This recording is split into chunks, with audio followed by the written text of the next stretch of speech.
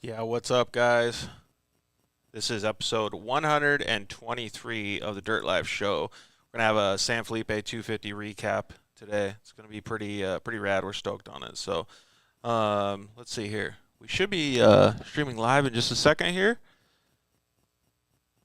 We're gonna go on Instagram and do the live as well.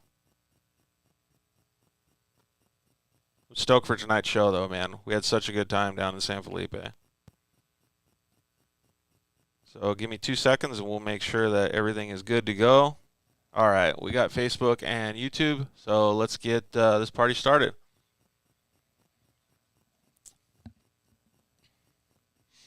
Yeah, what's up, guys? Welcome to episode 123 of the Dirt Life Show. We got a San Felipe 250 recap for you guys tonight. My name's Georgie Hamill, host of the Dirt Life Show. We got a ton of cool stuff that's going to happen tonight. All kinds of badass guests. We have Rob McCackren's going to join us. Start off the show, Justin Lambert of Cognito. He was a big winner in the UTV class. Christian Serapis and Evan Weller. Man, they had a fantastic run going. Caden Wells, Emma Cornwell, they're going to join us as well. Wayne Matlock and Caden McCackren. So we got a bunch of people that are going to hang out with us tonight. I'm stoked. There's going to be so much taco talk. This is like the show that was made up for me. So I'm pumped. We're at IMG Motorsports. You can probably see behind me over there the OG James Hill just throwing it out the side of the window. Let's see here. We are going to give away this bad boy too. So Desert Squadron's giving away this trauma kit. So stay tuned. We're going to do this, probably give it away at the end of the show. So if you guys don't want to hang out and watch the show, come back a little later and check it out. But yeah, so JD Walker, what's up, dude? Oh, he works at Cognito. Yeah, it is a badass place and badass products too. A lot of the guys at IMG Motorsports here rely on their Cognito products. Yeah, Joe, we were eating at the Malecon. Only one day though, dude. Let's see here. We are going to, let's always, as we always ask, please share the show. So share this with your friends. There should be a little share button right down on your Instagram on the bottom right. So share that with your friends. Tell them to come hang out, watch the show with us. The more you can help us grow the show, the better it is for our sponsors, and the more we can have the show and talk about some fun stuff. Let's see here. Just keep sharing away, man. The Desert Squadron giveaway is going to be pretty cool. These things are so badass, man. Let me give you guys a little sneak peek while we wait for Rob Mack to come and join us. Let me see here. These things are sweet, dude. They have everything inside them. So it's a trauma kit, and it has all of your stuff that you need, man. Look at all that. Everything is in here. You got scissors, gauze, Band-Aids, cleansers. Dude, big safety guy here. I'm so stoked that John and all the guys over at Desert Squadron are giving this stuff away to have you guys be safer when you're out on the trail too. So, yeah, there's Patty. She wants to win this bad boy. So we'll leave this just over here. But yeah, so the San Felipe 250 was pretty rad, man. There was a lot of people down there. The vibes were high. Taco level was high, but most of all, I think people were just really putting in a lot of work. I know Caden Wells, we'll talk to him a little bit later. His dad was telling me that they put in something like, 1,600 miles of pre-running work. I mean, that's insane, especially for a UTV team. And I'm sure some of the trophy truck teams put in 3 times as much that. I know that some of them were down there for 2 or 3 weeks. So we can talk to Rob Mack a little bit about it when he gets ready to come on here. So Rob, feel free to join us anytime. And we'll see how many miles he put in pre-running. We did some fun stuff too. We did stuff like going down and checking out what was in people's coolers. We got to do that with Rob. Amber hooked him up with some awesome stuff. So him, Caden, and all the pit crew guys could get in there and eat real good food. So that was pretty cool. If you guys have any questions for any of the guests that are coming on, like I said, Rob Mack, Justin Lambert, Christian Serapis, Evan Weller, Caden Wells, Emma Cornwell, Wayne Matlock, and Caden Mack. I also think Kristen Matlock might join us too, but we'll see what she has going on when Wayne comes on. But if you have any questions for any of the guests, please just let us know in the comments section here. We got Facebook and YouTube going too, so if you want to send us comments there, that's totally cool too. But Instagram will probably be the best way. So Yeah, we'll get Rob Mack on here in just a second. Let me see if I can invite him.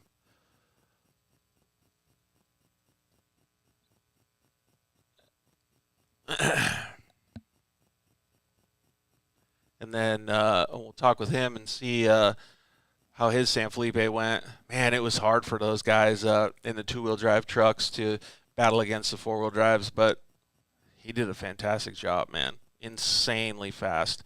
The amount of speed that guy possesses is just still blows me away. His driving capabilities is just phenomenal, right? So let's see if we can get Rob Mack coming on here in just a second, and then I think it's going to be cool to talk with Caden Wells today too. So him and Emma were having a good time out there. They've been pre-running a lot. We'll talk with Christian Serapis and Evan Weller a little bit about some of the stuff that they've been doing. They were prepping with that new Coors Light truck, which is insanely cool. One of the, I don't know what you want to call it, if prettiest is the right word, one of the most badass trucks that I've seen in a long time. So it looks like Rob's having a little bit of trouble. Let me make sure that I have Caden. If you're helping your dad, please make sure that he has the latest Instagram app on his phone.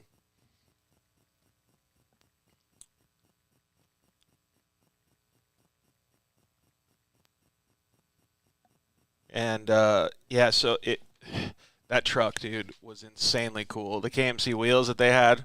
Got my Run KMC shirt on. Yeah, so why don't we do that while we wait for Rob to join? Yeah, share us as much as you guys can. You can share us on Facebook, YouTube. You can always join us and drop us DMs on Instagram. We try to get back to all your guys' messages. It's really cool to see what you guys want and to see how you guys like the stuff that we're doing. So please tell us what you want, what we can do better, and share the show. The show is... we have some fantastic partners. So like I said, KMC, so go support the KMC guys. Head down to your local 4 parts dealer, order some KMC wheels, and just support those guys because they support us and they support the sport too. So they support Christian Serapis and that Coors Light truck too. So thanks to the guys over at Motul, some of the best oils on the planet. Any type of stuff they have, they got all their 300V stuff for the racing. There was tons of guys out there in San Felipe using it, including the Matlocks. Man, there was just a bunch of people that use Motul products, so we are stoked to see how integrated Motul is becoming in the off-road community. So please get yourself some too. You can head down to local cycle parts or any of those and get yourself some Motul oil. Thanks to the guys over at Shock Therapy. You can use the code DIRTLIFE at shocktherapyusa.com and get limit straps, steering rack, any of those things, the hard parts. You can also tell them that the Dirt Life sent you when you call them up and ask for the ride improvement system or getting some shock revalving. They also have their bump steer delete kits too. And we've got a new sponsor joining us, JL Audio. So the guys over at JL Audio have some insanely cool speakers and sound systems. They have some that you can use in your Can-Am. It goes up on the roof. All mounts integrates their stock. Thanks to guys over at EFX Tires. Thanks to guys at Evolution Power Sports. So you can get Code Shooter and some more power out of your car by using your cell phone. So hit up Evolution Power Sports. Get yourself an exhaust or anything. Zollinger Racing products, you can use the code TheDirtLife. Get yourself some tie rods, match up with your Shock Therapy steering rack. Vision Canopies, another new sponsor. So if you guys need any canopies, head over to Vision Canopies and check it out. They got a really cool social media page. They can do all custom canopies for you. They got some awesome stuff over there. Thanks to the guys at CryoHeat and Solder Weld for always sticking with the show. Let's see if we can get Rob Mack on here. Talk to him about his San Felipe. Joe already said, let's see here. There we go. Rob Mack, what's up, buddy? How are you? We're doing fantastic, man. I think all of us, including probably you and the whole team, are a little bit tired from the long last week or 10 days down in Mexico. But overall, you did a fantastic job. How you been feeling? Good. Yeah, we were down there. We did the Mint 400 in the truck, and then we basically had 2 weeks to turn it around and prep it.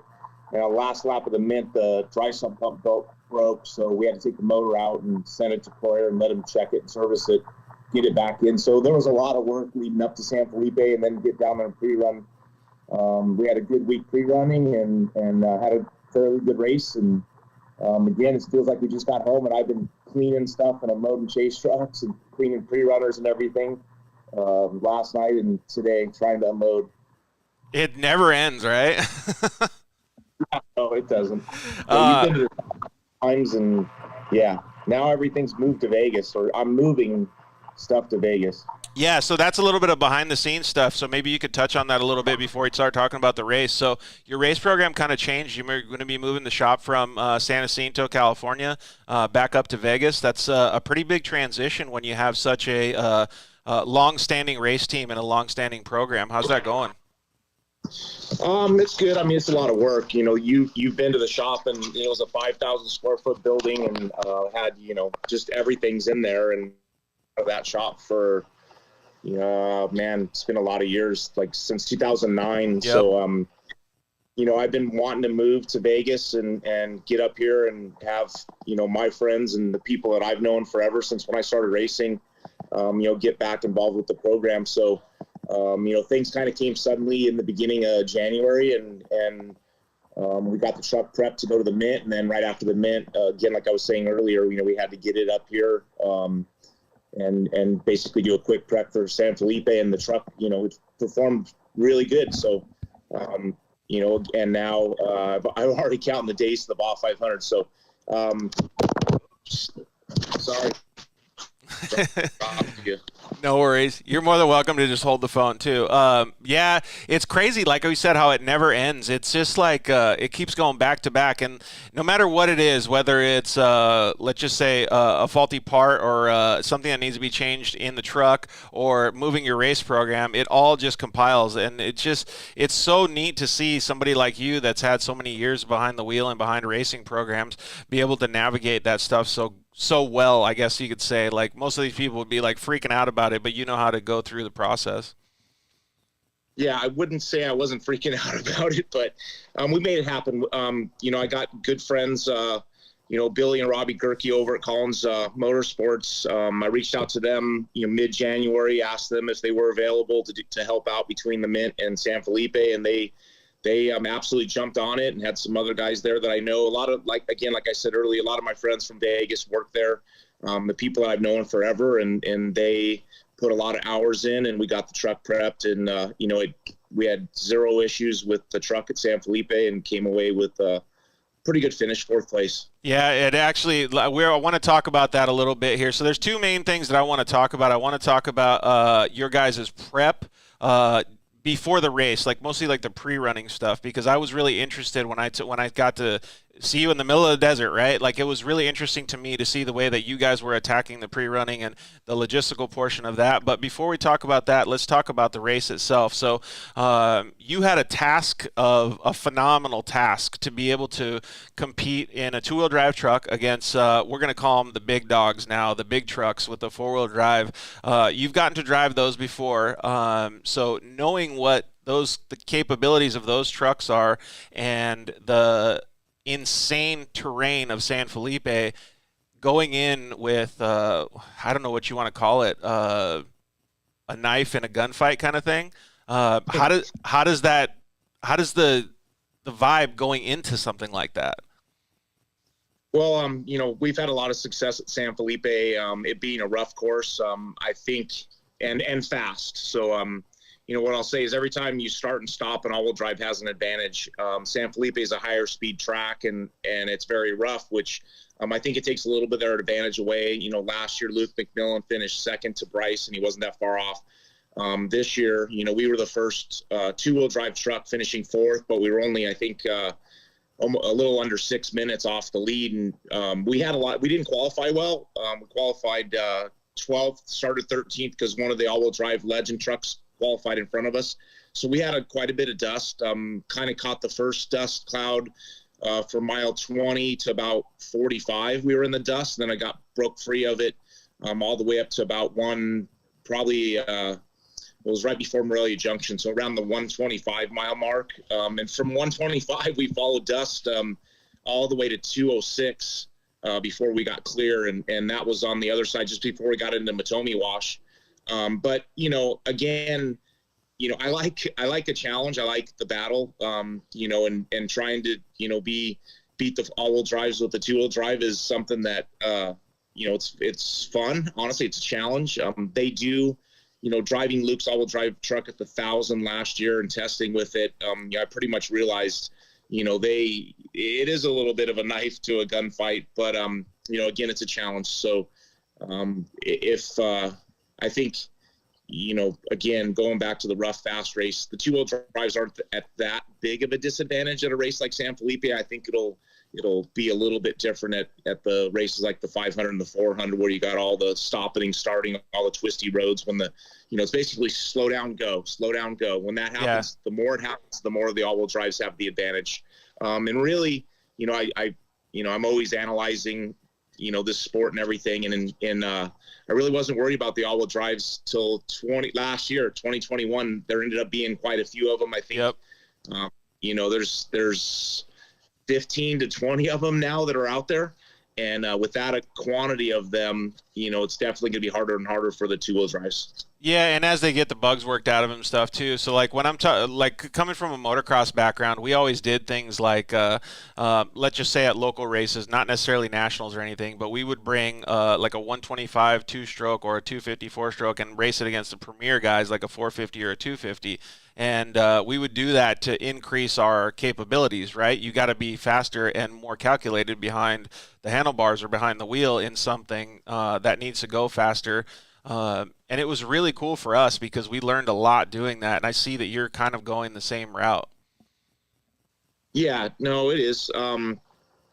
It's we don't have a big block either, so we're down on power as well. But typically I don't complain about those things. It is what it is. And we're going to try to beat him any way we can. Off-road racing, the desert's a great equalizer to everyone. You need to do your homework. You need to do your pre-running. And I think, again, we saw you quite a bit pre-running down there. You were chasing, I think, the Matlocks around and Craig Scanlon and those guys. And we seemed to run into each other quite a bit. And, you saw us pre-running. Caden and I, Caden, my son, pre-running our Polaris Razor. So I think we got almost, we were above 900 miles pre-running in the Razor. And I can tell you speed definitely was down, but I can tell you I really learned the track because when you're going, at slower pace that I'm used to in my big buggy, I really got to see the course really well and learn everything. So I don't, again, we had a great time. We had zero problems with the Razor pre-running and zero problems with the race truck. It's really cool to see that, though, and to see the smile on your face. I got to the finish line when Caden had just crossed the line with the Jagged X team and the Razor, and you had been done for quite some time. But to see the smile on your face for your performance, you've won so many races, and kudos to you for still keeping a level head and understanding the battle that you're fighting against the all-wheel drive trucks, because you understood that no matter what, like that race was almost a perfect race in essence, right? You didn't have really any issues. You drove like a madman. You were fantastic out there, but it just is what it is at this point, right? No, it's true. And I guess, looking back on it in hindsight, if we could have qualified, top 5, let's say, or 4th or 5th, and not got caught in the dust that we did and lost the time there, I think we would have been closer. Again, I think we lost by, I think it was 5 minutes, 40 seconds out of the win. I know, Luke had a couple problems. I think, the pace was fast. There's a lot of rocks. I think Luke got 2 flats. I think Bryce got 4. I think Jack's got 2. We got 1. And if again, like I said, if we could have started up near the front and not been caught in the dust, I think it would have been a lot closer for us. But, everyone has those stories and the reasons why they didn't win. So, in the end of the day, we ended up 4th, and I am happy about that. For the most part, we like winning races.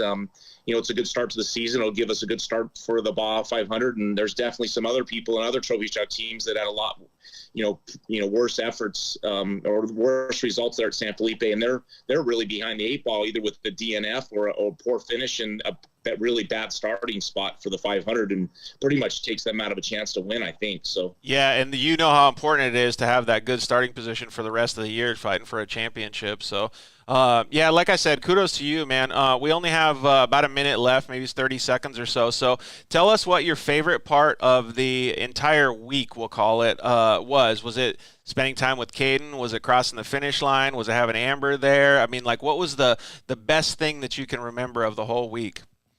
no, it's really all of that. The team, spending the week down there in San Felipe, pre-running, the sights, the scenery. It's not just one thing.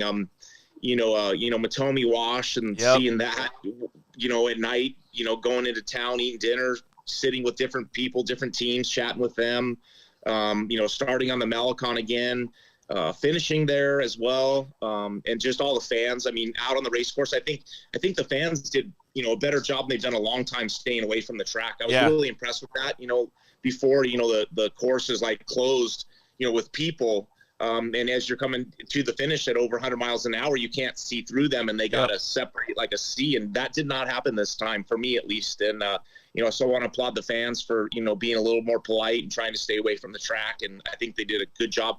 There was a really lot of people down there, so it's definitely pretty awesome to have, that happen. And the first race of the Score Series was pretty damn cool. It was really cool. I love that you said that because like it's giving me chills just thinking about how awesome all of the stuff was. Like, it was back to normal. You know what I mean? I love that. So, hey, we're going to talk with Justin from Cognito Motorsports in just a second, Rob. So I really appreciate you joining us, dude. You really kicked ass this weekend. So you should be very proud, and I'm excited to see what comes at the Baja 500.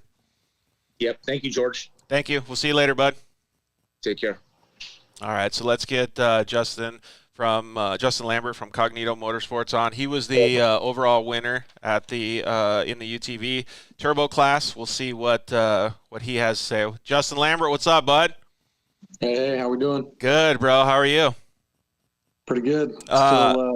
Still recovering from Baja. Dude, I tell you what, like, I don't know if anybody can see it, but the bags underneath my eyes are still pretty heavy too. So, hey, so how long did you spend down there in Baja? Did you pre-run a lot?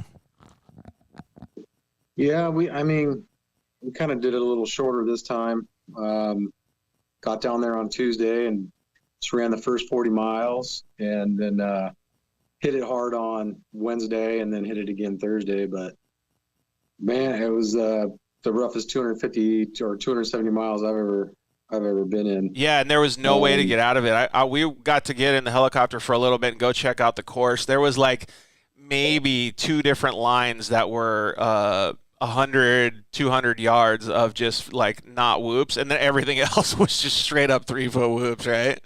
It was brutal. I mean, after Wednesday, my ass was kicked, and I was like, I don't want to do that again on Thursday, but we got a second win on Thursday. We did it again, and we were glad we did. Yeah, totally. So a lot of the guys that we've talked to while we were down there, and Rob kind of just mentioned it as well, pre-running had a lot to do with their success because they were able to navigate the course a little bit better, right? Did you notice that too? Like when you were out there on course during the races, that you were able to find and choose where you wanted to go, even if you were in traffic a little bit better? I'll tell you, on race day, it's a whole different animal when you're in the dust. In the dust, it's really hard to get your bearings right. And unless you've run it, 1,500 miles like Rob Mack or whatever, we only put in about 450 miles. But that's really all we could afford to do. But yeah, if you got clean air, then you're comfortable because you've seen it a couple times. But if you're in the dust and you're not exactly sure where you're at, it's pretty easy to miss your line that you've kind of practiced and marked, and that gets a little frustrating. Where did you guys start then?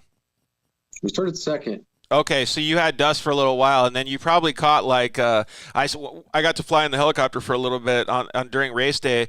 There was a lot of traffic in front of the UTVs, and so you probably had to go through a bunch of. And even above that, there was tons and tons of carnage in the first 80 miles.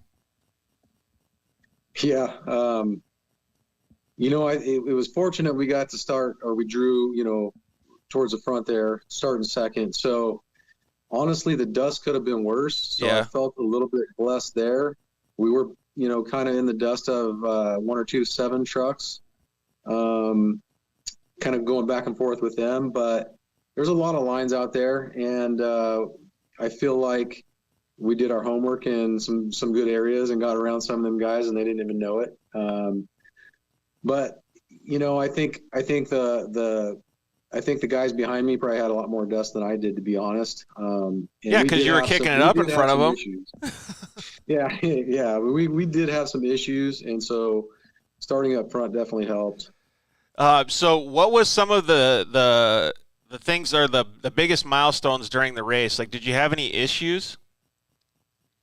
Man, so Thursday. So race is Saturday. On Thursday, we said, okay, usually on Friday, we will go test the car. So we'll go out on the first 40 miles with the race car. This time we decided to do it on Thursday. So we went out to race mile 10 and ran to 45 in the race car on Thursday. Everything shook down well, felt great. And then at that point, we hopped in the pre-runner and went around the rest of the course. But Saturday during the race, my rear shocks went away at literally race mile 1. We hit a concrete barrier that was underneath the sand right after we went underneath the bridge.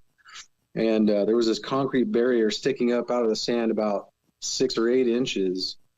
And we didn't really check up for it. And when we hit it, I mean, the shocks bottomed out, and it was loud and it hurt. And I was like, oh, that's not good. And right after that, we started banging the rear skid pan on the ground, and I'm like, no, this is at race mile 1, and I'm going, this is going to be a long day. Yeah. So I was on edge at that point, really trying to focus and take the best line, kind of get out of the groove so you weren't banging the skid plate on the ground. Just trying to stay easy, and I knew I had Ampudia start right behind me, and he's always in a hurry and not very patient. So I was just waiting for him and just let him by. And unfortunately for him, I think he was pulled over right around race mile 30 or something like that. So we got back by him. But so we struggle with rear shock problems all day, which slowed us down a bunch. That's crazy. You're not the only one that I've talked to or seen that had that kind of same issue. I wonder if some of these other people's issues were related to that same cement bump. But like Craig Scanlon, our buddy, he had a shock failure go out, and he had a tire failure or a rim failure because he nailed a rock. But like those types of things happen in the blink of an eye, right? And so I told him, I was fucking with him at the end, like at the finish line. I go, how the hell did Craig Scanlon learn to drive so smooth? And you're saying the same thing, because it's like, all right, now I got to compensate for the car with my driving abilities, and now you're driving smooth and you're making sure that the rear end stays up and like locked onto the bumps better. It's a pretty gnarly thing to have that much stress for, well, let's just say 4 or 5 hours or 270 miles, right? Totally. And, we got up towards the northern end of the course, and we decided we were going to go ahead and fill up at race mile 65 and then just hit one more stop down at 170 for fuel. But when we got to 65 and we were pulled over, they told us we were in front. And so Ampudia was, still having issues. And the guy who started in first, I'm not familiar with who he is, but he passed us while we were getting fuel right there. And so we got back on course, just did our thing. Definitely could not go as fast as we thought we were going to go because of the shock issue. But man, we just made the best of it and took care of the car the best we could and just kept it smooth and as fast as possible. Yeah, but kudos to you for your driving capabilities to be able to manage what the car was giving you or what the car had available for you. Colton Husted just commented in and said blown rear shocks for him too. So that's another one. So it's already been like 6 people that have said the same exact thing. It's kind of crazy. But so what was some of the most memorable portions of the race? Like just going like on course and pre-running and obviously checking it out in the helicopter, like going through the wash, dude, some of those new little sections, they were new to me at least, were so cool. Yeah, I mean, it's obviously a different course every year. And I'm still learning Baja. I mean, I haven't been down there for as much time as some of these other vets have, legends and vets. So I'm still learning it down there. And this is the only the second time I've raced the San Felipe 250. Last year was the first. So there's a lot of stuff out there that's still new to me, still trying to figure out where I am here and there. And then on top of that, just, getting together all the little bugs and stuff that we've had in our race car. And I think we've finally got those out. We were at the Mint 3 weeks ago and blew up a transmission and found out what the culprit was there and addressed it. And so to go down to the San Felipe 250, as rough as it was, and really not have any problems other than, the shocks, the rear shocks, to get through that clean, in that rough of a course was, just felt really good. Yeah, and I want to say too, just to preface it, the rear shocks was not a shock issue; it was self-inflicted, right? So yeah, it was self-inflicted. I don't know if we cavitated the rear shocks or what, but man, they were great when we tested on Thursday, and come Saturday, as soon as we hit that barrier, I'm like, wow, something's not right. It was shocking. I mean, I felt it through the spine too. So yeah, I was gonna say, how did your back feel after going 270 miles with those bad boys? I'm definitely babying my back and my neck this week, but so far so good. Hey, so one of the questions that just popped into my mind is, you said you're kind of new to Mexico, so to speak. What would be the main difference that you think is behind some of the best in the desert courses, or let's just say the Mint 400 course compared to the San Felipe course? A lot more lines in San Felipe. So it really pays off to do your homework. I feel like I shouldn't be saying that because I might have some competitors watching this, but it really does pay off to go do your homework down there, go run the course a couple times, which obviously at the Mint you can't do that. Less lines at the Mint. Your first lap out at the Mint, you're getting the feel for it. Right. Second lap out at the Mint, you feel a little better, and then third and the fourth lap at the Mint, you're hauling ass. So, at San Felipe, it's just learning the terrain, reading the terrain, picking the best lines to where it fits your driving style the best, maybe cornering, things like that.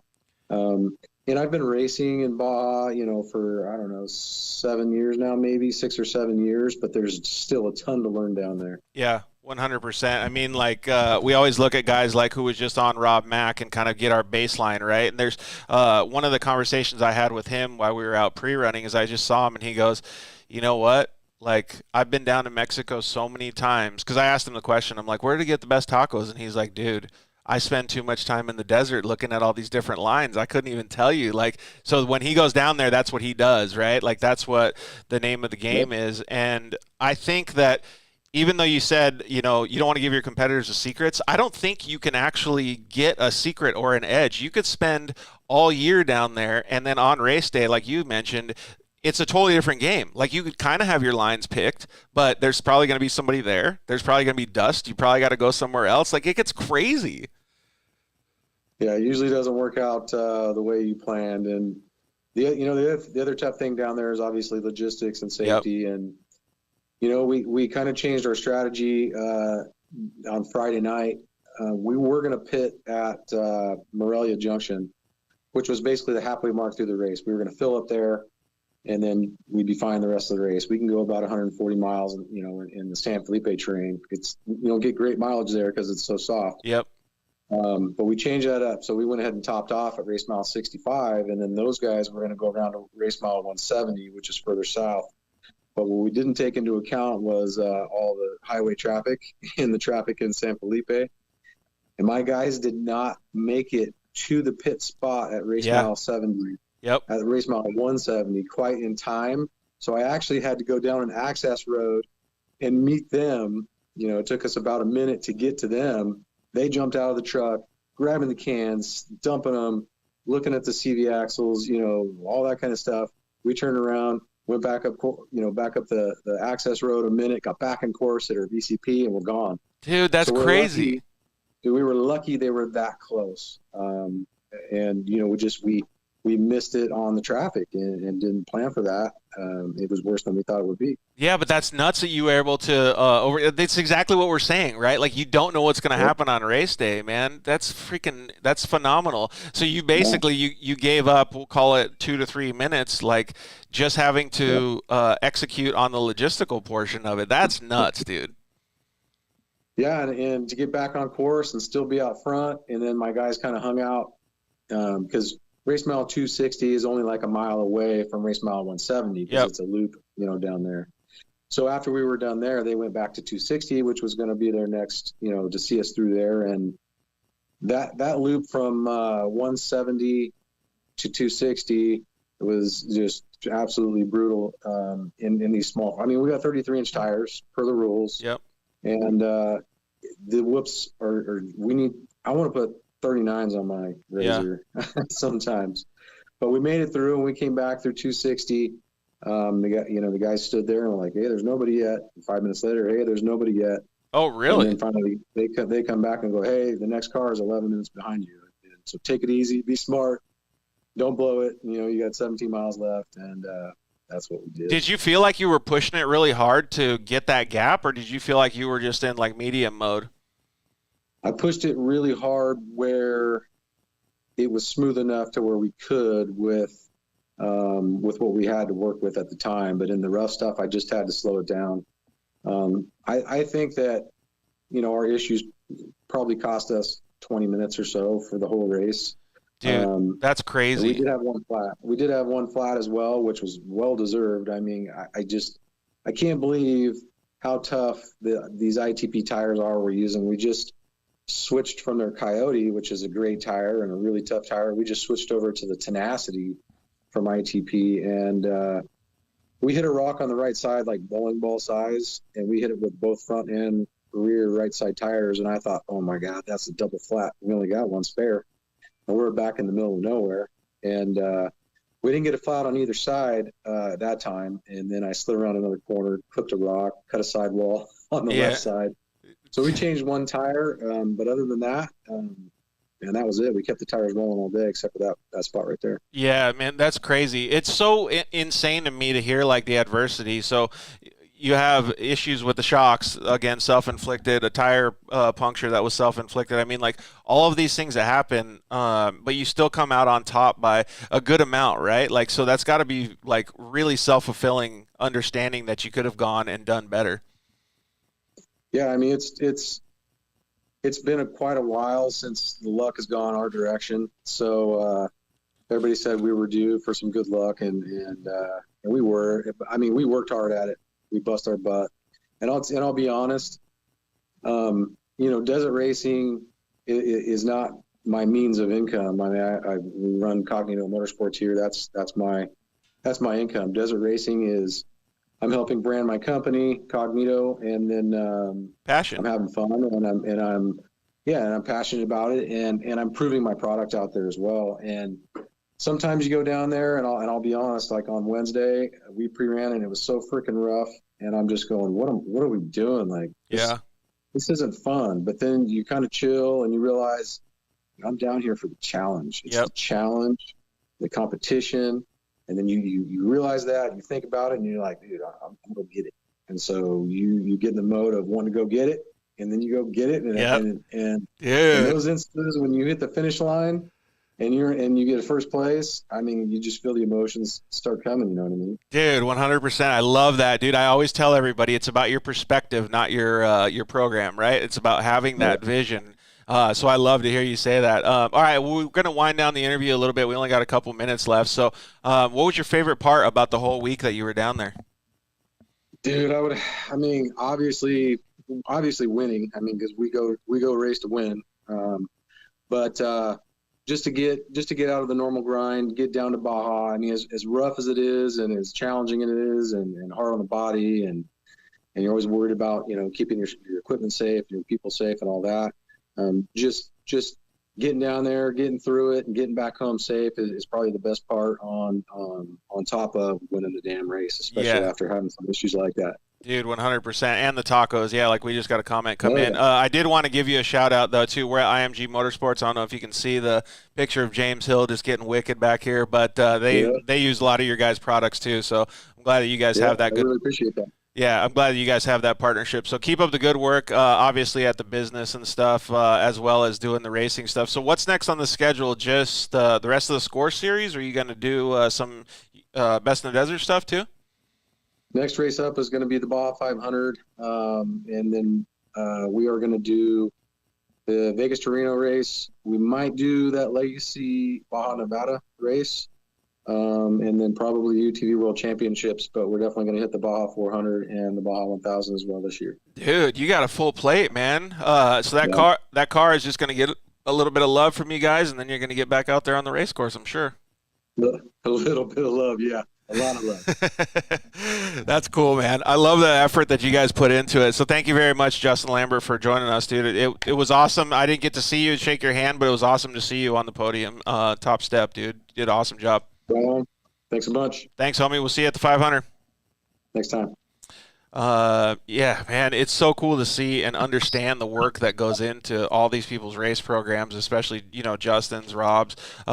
These guys face so much different adversity when they're out there on the course and are able to overcome it. I mean, just think about riding 270 miles in just insane whoops after getting that damage from your shocks. Just crazy to me to think, dude. All right, so we're going to have Christian Serapis and Evan Weller join us in just a second here, talk about their race in the new Coors Light spec truck, 6100 truck. So we'll see how they did and get a little bit of info and behind the scenes on how that truck did. Like I said at the beginning of the show, one of, if not the prettiest trucks on the planet. Jessica, what's up, girl? Yeah, Brett is more than welcome to join us too, but we're going to talk with Christian and Evan in just a second here when they jump on. That 6100 class is getting so competitive, man, so competitive. Super cool to see.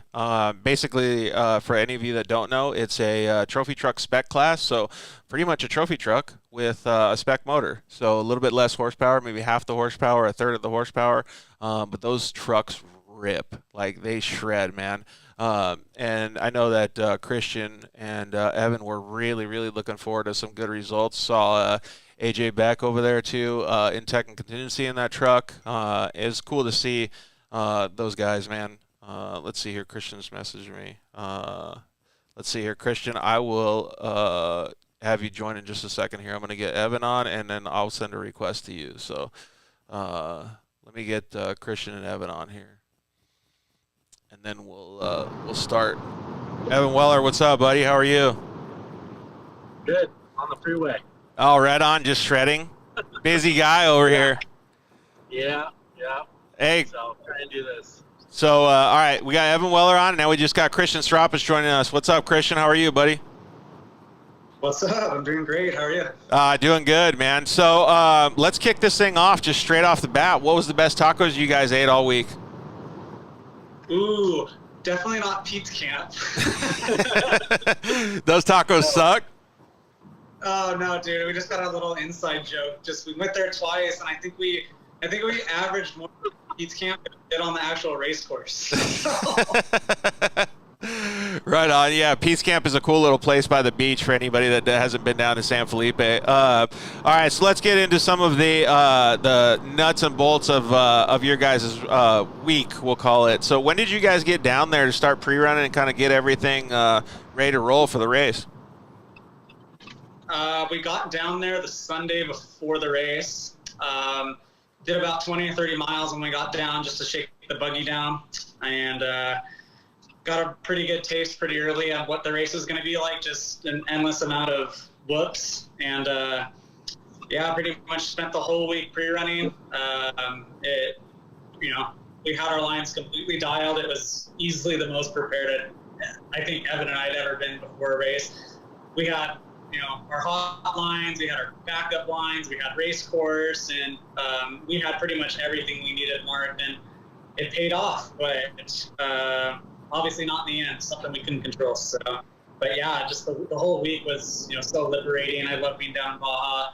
It does a great thing of getting your mind off things and just solely focusing on the race, and just being down there with the people is just so awesome. Yeah, it really is. And to have the vibe, like Rob Mack kind of talked about it when we had him on just a few minutes ago, and to kind of have the normalcy back, right? To have everything on the Malecon and see all the fans and stuff. I mean, like, even on Tech and Contingency Day and race day, I mean, there was probably, I don't even know how many tens of thousands of fans down there, right? So, like, that whole vibe makes it so much more energy for the racers when you guys get in your vehicles. Yeah, and I didn't even realize how many people were there until race day when we were on Zoo Road. That was pretty just seeing the waves of people just standing in front of the truck, thinking they're going to move, like having full trust that they're going to move. And then when you're about, 20 yards away, they move away from the truck. But you have to go in with the mindset, with the trust that the fans aren't just going to get plowed by it. So it's crazy, right? We see all those videos. How fast do you guys think you guys were going down Zoo Road in the 6100 class? Not as fast as we wanted to. Different with the spec truck than the trophy truck is the trophy truck, you kind of can get a head of steam and kind of modulate that head of steam, or a 6100 truck, you got to be fully committed the whole time. And if you just, if your truck bounces out of, a rhythm, it could really kill you for a couple miles. And unfortunately, we still got to do some more shock tuning on our truck, because that happened a couple times. We couldn't even really get a good rhythm through the road. And to answer your question directly, I don't think I saw over 80. Yeah, I mean, it's gnarly to go through there anyways. All right, let's go back and reverse this a little bit then. So, Evan, you prepped the new Coors Light truck. One of, Christian, I got to say, one of the coolest trucks that I have ever seen in my life, not to mention, like, this day and age, to see that legendary or legacy truck come back. Like, so Evan, when you're getting ready for the race, you got to make sure every nut and bolt is checked and every single piece is checked. Then you get out there and you're working for a week and you guys are pre-running, you guys are getting the truck ready. Like, what's the, I don't know, behind the scenes, right? Because I don't know how that works. Like, what are you guys thinking? What are you guys doing before the race? Yeah, I mean, realistically, the truck, it was brand new going into this race, so it was already on a fresh prep, and Herps does a great job putting the truck together, and the thing was immaculate. So it was pretty cool because we got to go and really spend some decent time shock tuning and getting it within a ballpark to go race. Because generally speaking, these trucks all have Kings on them. So Christian's truck has a Fox package, and it was cool to go out with Mike Kim and just kind of get through the first phases of getting the car set up and able to be competitive. And out of the box, it works great, but I mean, there's always room for improvement. And there's a lot of things that we felt in the race, and we're like, wow, we can improve on that, or, oh, we should fix that, or we should make it work better here when the truck gets to this point of fuel level. But realistically, the truck was ready to go. We just had to do some gear stuff to it and put some miles testing. What did we do, like 200 miles testing before we even went down to Baja? Probably, that sounds about right. Yeah, Tracy from Traco just said that you guys were ripping in the Coors Light truck through race mile 135. So, but those are the things that I think Evan is talking about. Christian, you can tell me more, is that those are all the detail portions that get you to the top step of the podium, right? Because every single time you go out there and test, you get a little bit better, 1% here, 1% there, and it equals out to be quite a bit in the seat of your pants. Absolutely. It's kind of the saying goes, process determines outcome. And there's so many factors that determine, what makes you successful, not only in off-road, but really any endeavor. There's really no replacement for time. Yep. The more it's been doing it, whether it's actually physically behind the wheel or, Evan just being in the shop, getting to know the truck, or our guys being down there getting familiar, knowing like what they need to do on race day, like where the access roads are, etc. That's where you really see, the same. There's really no accident when you see the guys that are successful long-term in Baja, whether it's Menzies or even down in the ATVs, Matlocks. They know their way around Mexico pretty well, and it's definitely, you don't win by accident. Or very rarely do you win by accident. I agree 100%. And then so let's talk a little bit more specifically about your guys' race, and then we'll get into some more lighthearted stuff like tacos. But so your guys' race, the truck was doing really well, and you guys were super impressed with it from what I understood. But you did have some issues, so maybe go through the goods and then the bads. Yeah, so our week started out with a mediocre at best qualifying run. Evan and I thought we had a pretty decent run. We didn't get a wheel off. We hit all of our lines. We went relatively fast, but then when the official results came out, we were P9. So that was a little bit of a punch to the ego a little bit. But, Yeah. We had a perfect truck. After qualifying, didn't have fenders or bedsides or any body panels were ripped off. All we had to do is really change the rear gear, and that was it. And we were ready to go for race day. And we knew that we didn't want to qualify like in the first like 1 or 2 spots, so we weren't really that bummed we didn't qualify full, because we kind of like to be the hunters versus the hunted, especially down in San Felipe where lines is incredibly important. And Evan and I believed all week that we had, the far superior lines just based off the time that we spent. Guys like McNeil, I know, probably had some pretty good lines. Following Pavordi for a little bit, Pavordi had some pretty good lines. But we trusted our process. The Concrete Motorsports guys, especially Brent, were really helpful down there getting us dialed for race day. And our whole plan for the first half of the race is, hey, we're not gonna get a wheel off. We're not gonna have a mechanical. We're just gonna keep driving. We're gonna run about 90%, 95% if we can see, and just pick off guys on good lines and not get frustrated if somebody passes us, or just kind of let the race come to us in a sense. And by mile 45, we were already 5th on the road, so we'd already picked off. Oh, 4 dang. guys. And then we had Coleman right in front of us, and right after mile 45 when we got our first time split, and he went out on a fancy line to the right, and Evan and I, had a line kind of close to that area, but we were like, screw it, we're just gonna boogie down the race course and just sneak up on a little bit. And flew by Coleman, and we were 4th on the road there. And then when we got onto the lake bed at mile 100, got by Ray Griffith, and so we were 3rd. And then we got by McNeil. So by the time we were in Percival, we were, 3rd on the road physically, and we had all of them on time. So we were in the lead for a couple minutes, which is exactly what we wanted. It was great information. Literally everything leading up to that week, even pre-running, just, was going our way. And we were just like, it's not going to come this easy. There's no way. The guys in this class are too good of drivers. Like, there's no way it's going to be just a layup. And then right as I was starting to think that, Baja, just gut punched us pretty hard and got our first mystery flat. And right then you're probably thinking, God, why did my brain have to jinx us? Oh, it was that. It's just honestly, like, we run the best tires. Biggest tires is by far the best combination with KMC wheels. We wouldn't go with any other option.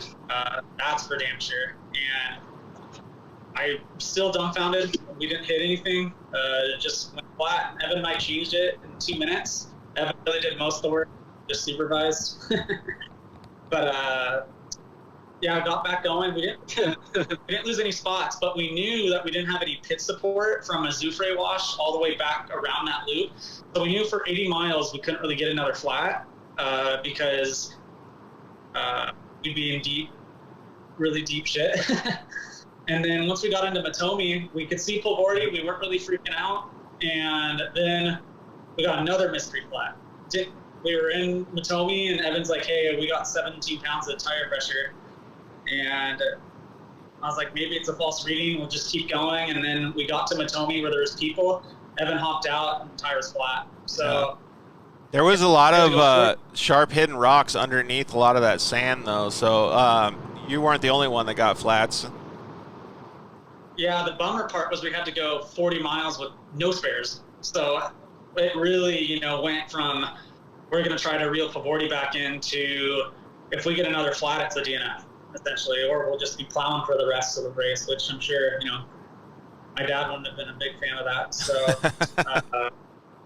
but no, we were pretty hard once we got a spare, and we had about 30 miles to go, and we got a split on Pavordi. Pavordi was 6 minutes ahead of us physically, I think, and he started 2.5 minutes. So we knew we had a really good line at the finish, which I know Pavordi was stuck behind a couple of slower straggler trophy trucks.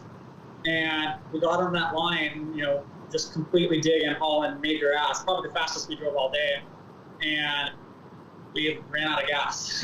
It was probably because you had to drive on low tires and stuff, and just the whole deal, right? I mean, like, because what I heard was you guys barely ran out of gas.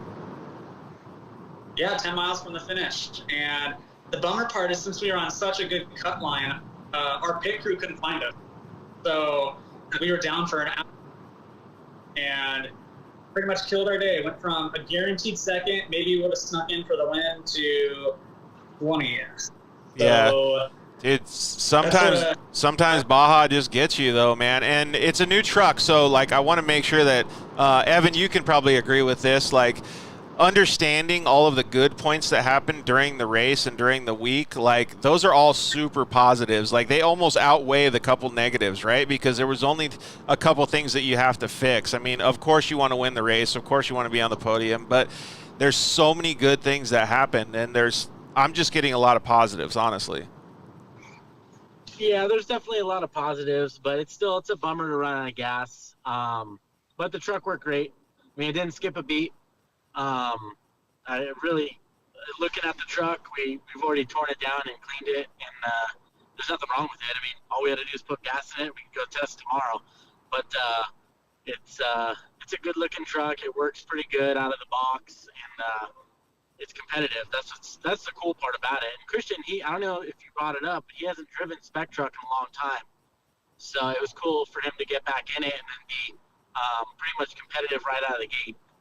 Yeah, that's actually a good point to bring up. So, yeah, like, first of all, the truck is insanely good looking. I mean, like, and I'm not just talking about the stickers. The stickers are super cool, but if anybody gets a chance to go check out this truck at a race or anywhere in Tech and Contingency or whatever it is, you got to check it out. The truck is just an amazing piece of equipment. But how did it feel to get back into a truck, Christian?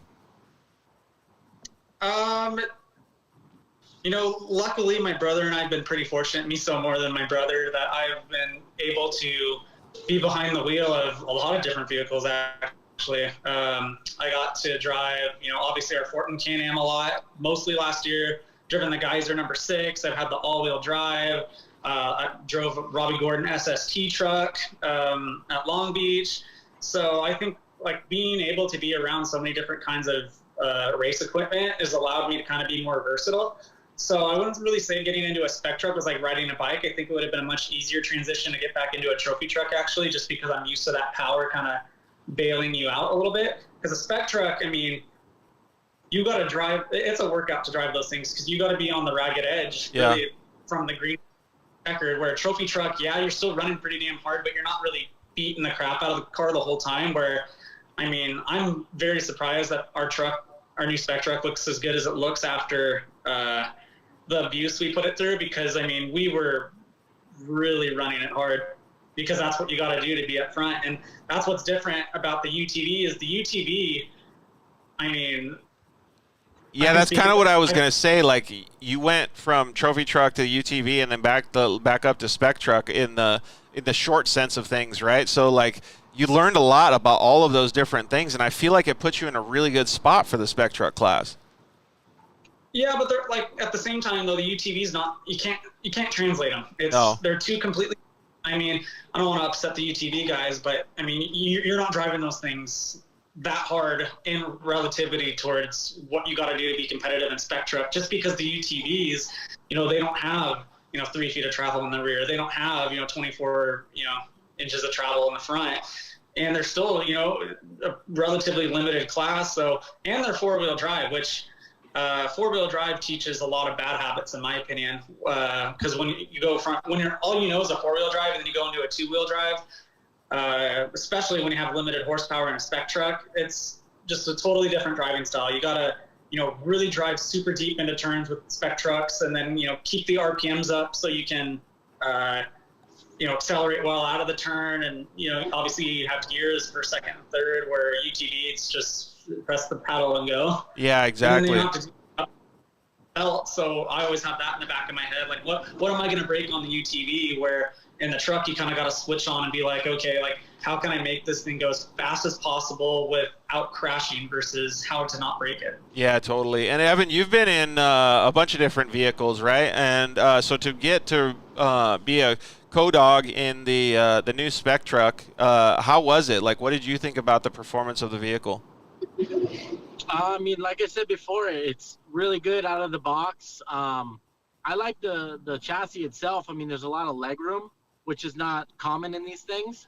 And you can really stretch out. It's easy to get in and out of, to do a tire change. The truck does everything you really want it to do, unless it gets low on fuel, which is something we got to figure out.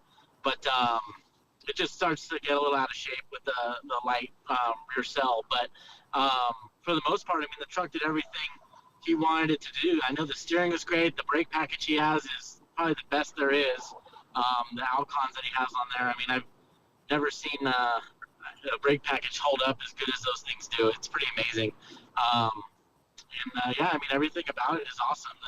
The rear gear AJ set up in that puppy, and I didn't see it get above like 205 degrees all day, and we were beating the crap out of it. I mean, it was on and off, on and off, on and off.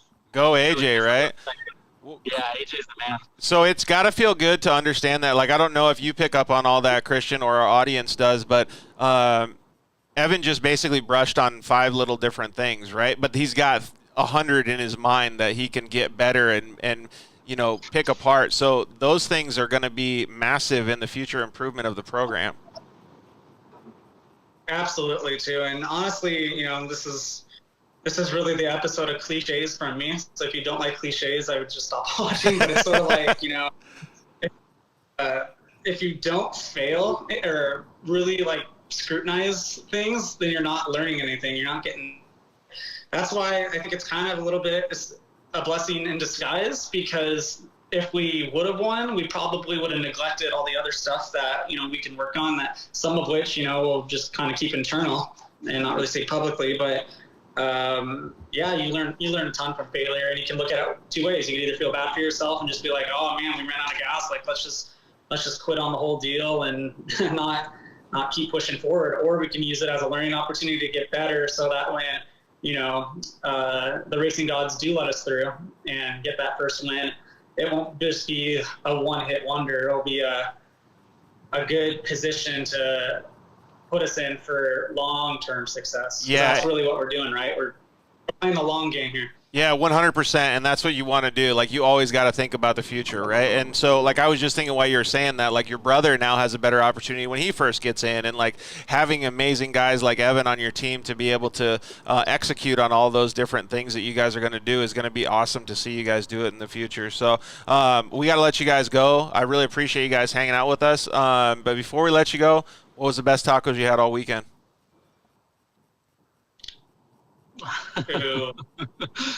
Probably the Baja fried shrimp taco. Fried shrimp case, or the taco factory. I don't know whichever one they call it. But yeah, where did we go? Where did we go the night that everyone got down there, Christian? Was that the Baja Mar?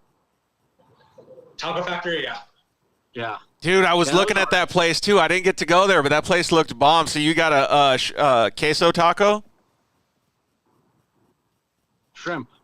Dude, I'm so jealous. All right. Well, thanks, boys. I really appreciate it. You guys both, honestly, I wish you guys had done better, stood up on the podium. But honestly, when I saw all the stuff that you guys faced, I think you guys did a fantastic job. So you got to rest your head on your shoulders and keep that momentum moving forward.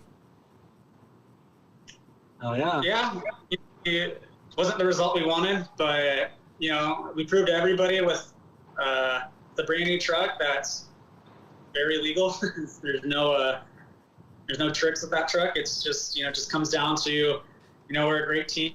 We have great people. That's really what it comes down. That's by far the most important thing, is just having, you know, the right people in the right positions to, you know, put me and Evan in the best position to be successful. So I have no doubt that we're going to be front runners for the rest of the year, as long as we keep the team that we have intact. And yeah, on to the next one. Dude, okay? Hell Thanks yeah. for having us on, George. All right, yeah, thank you guys both very much. Really appreciate it. If you want to see Christian, go to CM Serapis. What's the number after that? 22. 22, and then Evan Weller Racing on Instagram. So, all right, thanks, boys. We'll see you guys later. See you later, man. Thank you. No problem. All right, so we got, let's see here, Caden Wells and Emma Cornwell going to join us here in just a couple minutes, so we'll let them log on. I want to say hi to Jeff Lothringer. Yeah, it was good to see you guys at Tech and Contingency too, man. It's really cool to be able to say hi to everybody. Like we were talking before, like having the ability to just have an open, you know, fan fest and stuff like that. It was super cool. it just blows my mind how many people down there in Mexico are so into off-road and stuff. Like, it's just so enjoyable for everybody to see the tens of thousands of people that were down there. So, all right, yeah. So whenever you guys want to join, Caden and Emma, just hop on here and let's get you guys on here. And yeah, we can talk about your guys' race too. Super cool to see how pumped everybody has been, even if they didn't have the results that they were looking for. What's up, guys? Caden Wells, Emma Cornwell. How are you guys? Good. How are you? Doing awesome, man. I think everybody's still a little bit tired from getting back from the actual San Felipe 250, and you guys had to drive a little bit further, going all the way back up to St. George, Utah. Yeah, it's like an extra 6 hours probably. Dude, how are you guys feeling after a whole, 10 days, a week and a half of being down in San Felipe? Yeah, it's feeling good. Yeah. It was nice to be back in the States, but we've already had Mexican food twice, so. Are you serious? A little bit. Dude, when I had the chance to go to Chick-fil-A, I was like, yes, I'm doing it. All right, so let's talk about a few things. I want to talk about how your guys' race was. I know that your dad had mentioned to me, Caden, that you guys did 1,600 miles or maybe even a little bit more of pre-running. That's insane. Yeah, it was. I think that it helps a ton down there, especially with where you can find your own lines and everything. Yeah, so maybe you could spread a little bit more knowledge to us. Like somebody like me, I only got to pre-run a little bit. I got to see the course from the air in a helicopter. To me, it looks like it would get confusing to be able to pick your own lines. Like, there's zero way that you could take every single line on course unless you had like 3 months to pre-run it, right? But what's the best way to go about a pre-run? Yeah. So we run 2 pre-runners, and we'll run a line, like, say, day 1. I think we almost went like five laps.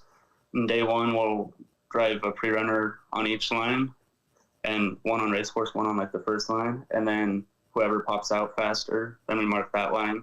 And then the next day we'll take like the good line and a different line, and we get a lot more lines marked that way.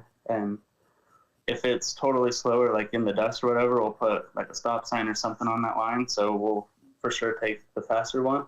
But if it's close, we'll leave it open. So if someone's in front, we'll just take the other line. Yeah, it makes a lot of sense because then you can really get an understanding of the track. Like, we always did it in motocross, right? The more you practice, and whenever you practice, you don't take the same line the next lap, and you get a good feel for exactly what is happening out on course. So it's cool that you guys do that. When you're pre-running, Emma, like, what's the job for you as a co-driver?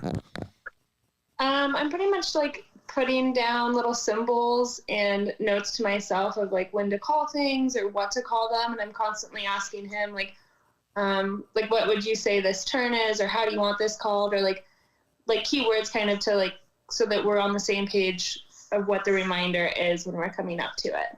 So we've both seen it, so it's almost like we can talk about it at the race and know exactly what the other person's thinking. Yeah, totally. Jake Hendricks just said to Caden's being humble that there's no practice needed, and I could actually vouch for that a little bit. I know he did a lot of work, but Emma, when I saw you guys in the helicopter, we got a little bit of video when you guys were, I don't know, kind of like 3/4 of the way through the race. And, dude, you guys had already faced some issues. But when I saw this dude, like the freaking way he was doing the car and hitting lines and getting on the edges of the ruts and like just pushing the car to like full tilt, I can totally agree with what he's saying there. Like, dude, when you're behind the wheel of a car, it's hard to understand how anybody could beat you. It's freaking amazing to watch you drive. Thanks.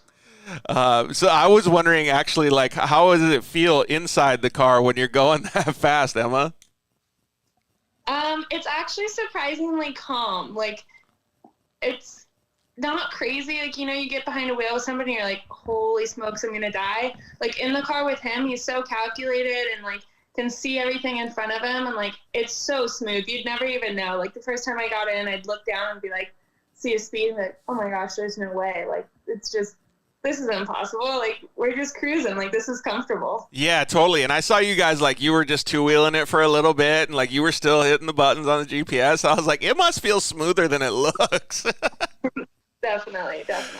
That's pretty cool. What was your guys' favorite portion or, like, moment in the whole race? Whole race. Or actually, tell me what your favorite part of the track was. That's a better question. Honestly, I thought like when you guys were going through the canyon, like before we got to see you in the helicopter, like that canyon part looks so sick. Yeah, I don't know. I like the whole track. I like the little bit rougher races, but I don't know, man. My back just doesn't do with the I also rough. like the washes. You're really good on the washes. yeah, the washes are pretty cool too. And what about some of that like single track right there? Yeah, Maddie Wedeking says a dream team. I couldn't agree more. What about some of that like single track stuff where there was only one main line, like actually where we saw you in the helicopters? That looked like a pretty fun section too, because you're kind of going over some ridges and then back down into the valleys and the washes. Like there was a lot of stuff that could offload and upset the car through those sections. It looked fun. Yeah, that was like the first, because we were pre-running like 8 days or whatever before most people started coming down, and the first couple laps on it, it was pretty, it didn't really flow, and then people cutting little corners and stuff everywhere, it started flowing a little better, but then the last 2 days of pre-running, it got it really chewed up and it was a lot rougher. Yeah, but it also had some lines that could hold you in, right? So you could push it a little bit harder. Yeah. All right, so let's go through some of the little bit, I guess we'll call it negative stuff. Like, what was some of the stuff that you guys had to face, or some of the adversity that you had to face during the race? Well, we overheated like 3 times before race mile 12. He can explain it all better. Yeah. We overheated at race mile 3. We got out, bled the motor, overheated at like mile 9, got out and bled it again. And the fan was running, and then got out at mile 12, and the fan died, like right there, and bled it again. And then our chase crew got there and wired the fan solid to the battery or whatever. And the car, anything over about 7,600 RPM, it would start climbing. We got to like 210, and we would shut it down. But yeah, some of those things just happen, right? Like those are like, we'll call them electrical gremlins because we don't know really what happened, but like some of those things just happen. I mean, like no matter how many miles a car has or whatever, it's just a gnarly, rough endurance race. I mean, there's nothing that you can do except for push through it, and you guys did a phenomenal job at that. When we saw you guys, it was probably 3/4 of the way through the race. So let's just say 200 miles into a 270-mile race, and you guys were still pushing really hard because you wanted to hit the podium, and you did. Yeah, it was, I think right when you were videoing, we got back in the car, we had a coil wire or injector or something messed up, so we run on one cylinder, but right then we got it somewhat fixed back. So like, I think when we would turn right, the car would run on one cylinder and then back to 2 cylinders once it leveled back out. But I think we were just trying to catch back up, pushing pretty hard. Yeah, totally. So Emma, when you guys are in the car and you guys are, I don't know, facing adversity, or you're seeing, do you see Caden get upset? Do you have to help keep his morale up? Like, what's the vibe inside the car? Or is he just like, you know what, let's go. Tell me where to go. Come on. No, he's like surprisingly, like a lot of guys get really overworked, and like I feel like that kind of can distract you. He's like super calm, and like even has conversations like, hey, how are you doing? You doing good? Like we talk about something.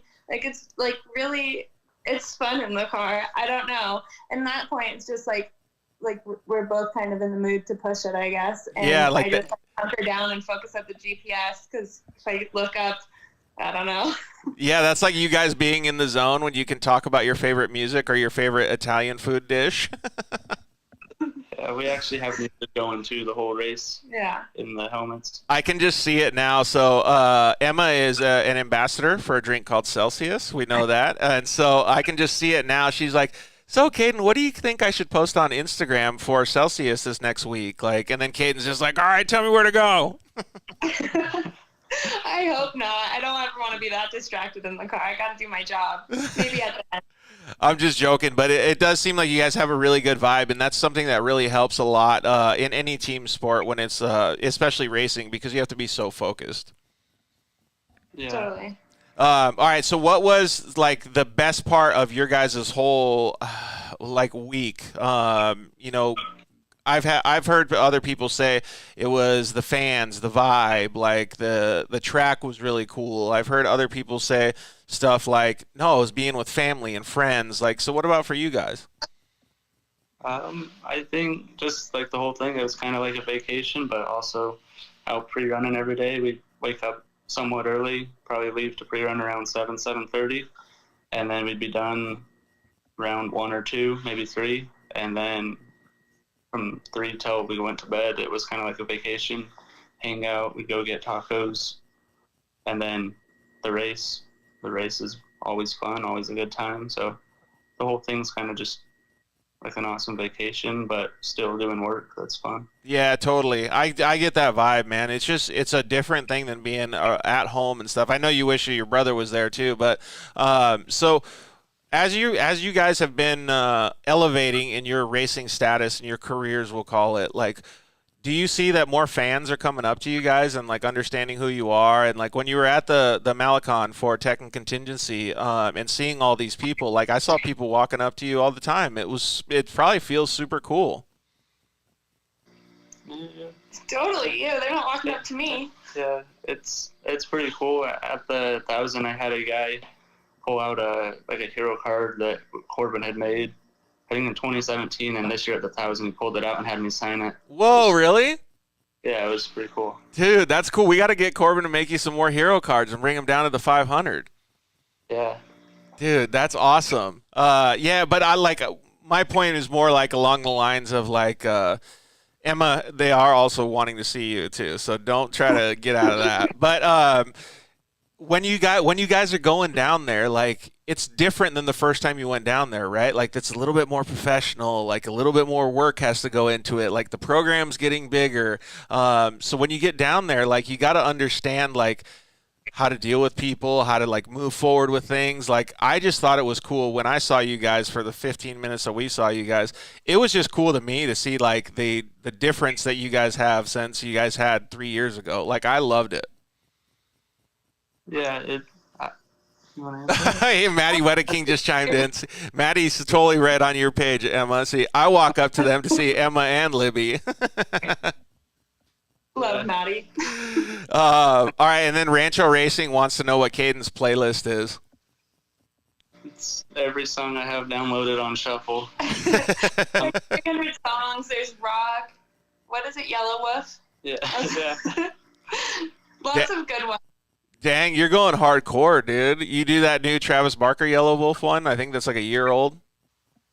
I don't know if I think I have it, but I don't know if I have that one downloaded. Oh, man, we got to get that downloaded for you. I'll share a playlist with you one of these days and see if you can get along with some of the punk rock that I listen to. All right.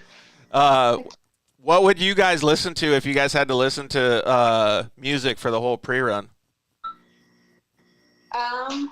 We were listening to, actually Corbin has a really good playlist called Bangers, and we listened to that for a long time. That one's got a lot more. It's like 2,000 songs or something. So Whoa, are you serious? Well, I guess that's fine because you're putting 1,600 miles in on pre-running.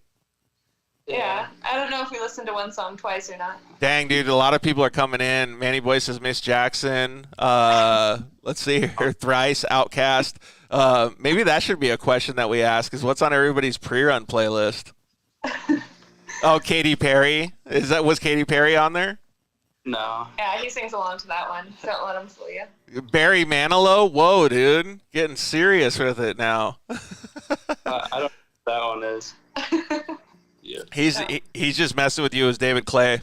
He's just messing with from racing tracks. He was a super old guy, like super deep voice. But anyways, yeah, it would be kind of cool to see what people have on their playlist, right?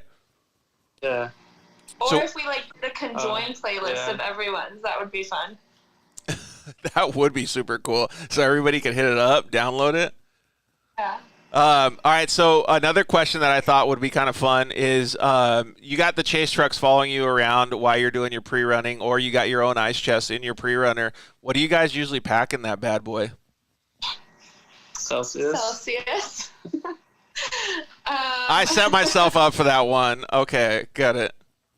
It's Celsius, water, body armor. Oh, Libby makes this dank chicken salad sandwich. Ooh, that sounds pretty good. Yeah.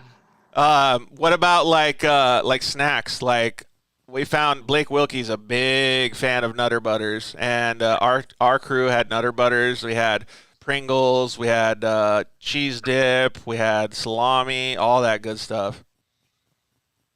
I just ate the Goldfish, gummy bears. yeah. We had that like a peanut butter granola bar thing that was pretty good. Dang. Nothing like I don't know. Easy. Emma likes Oreos. Oh, Oreos. big Oreo girl in Celsius over there. Let's see here. All right, so your brother Union Graphic Co. said make a playlist public that anyone can add to and have other drive. Oh, I think it's a dangerous recipe though, dude. If you have everybody add to it. Libby always makes sure nobody starves. Coca-Cola for Papa Risk. Yep. See. Yeah. So I don't know what Lisa Joe said. Those chicken salad sandwiches are bomb. They are. They really are. Dang, we get so many comments come in. We got to do a show just on playlists and food. So when we were talking about like going down course and like having all that fun, when you're going through all those things and you're fighting gremlins and you're seeing all of these things like happen during the race, does it mean that it changes your morale and your stress level inside the car? Or you said that he's pretty chill, but do you see a difference, like in the beginning of the race to the end of the race, Emma? I would say it's just more like determined to make it work or to like push to get back into a podium spot, but mostly first place. You know, it's not ever like anger or overreactions. It's just working harder. Yeah, totally. So there's still the focus just still as the baseline, right? Caden McCachran is going to join us a little bit later today, but he said you guys should have a Caden and Caden race team. So maybe when you have to split the driving duties, that's a good option for you, huh? Yeah, that would probably be pretty sweet. Yeah, we know you guys can both take care of cars really well. So, yeah, man, I was just really glad to see you guys do so well. We're going to have, let's see here, Wayne Matlock come on in just a second, so we're going to have to let you guys go. Throw a shout-out to the people that helped you out, and then we'll let you guys hit the road. Our chase crew, we had quite a big chase crew, but they did awesome the whole race. We needed them quite a bit. Polaris, Baja Designs, Method Race Wheels, Tension Tire. Emma, she did awesome. She always does awesome. And Celsius, clearly. Celsius, yeah.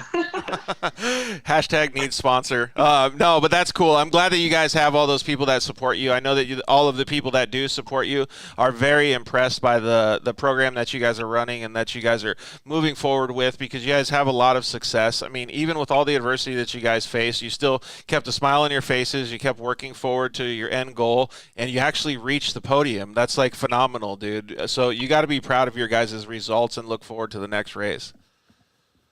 Yeah, I think our next one's Silver State, and we already have the car torn down and going back together for that one. So the amount of work that you guys put in never ceases to amaze me. So, all right, well, thank you guys for joining. We really appreciate it. You guys are kicking butt, so keep doing it.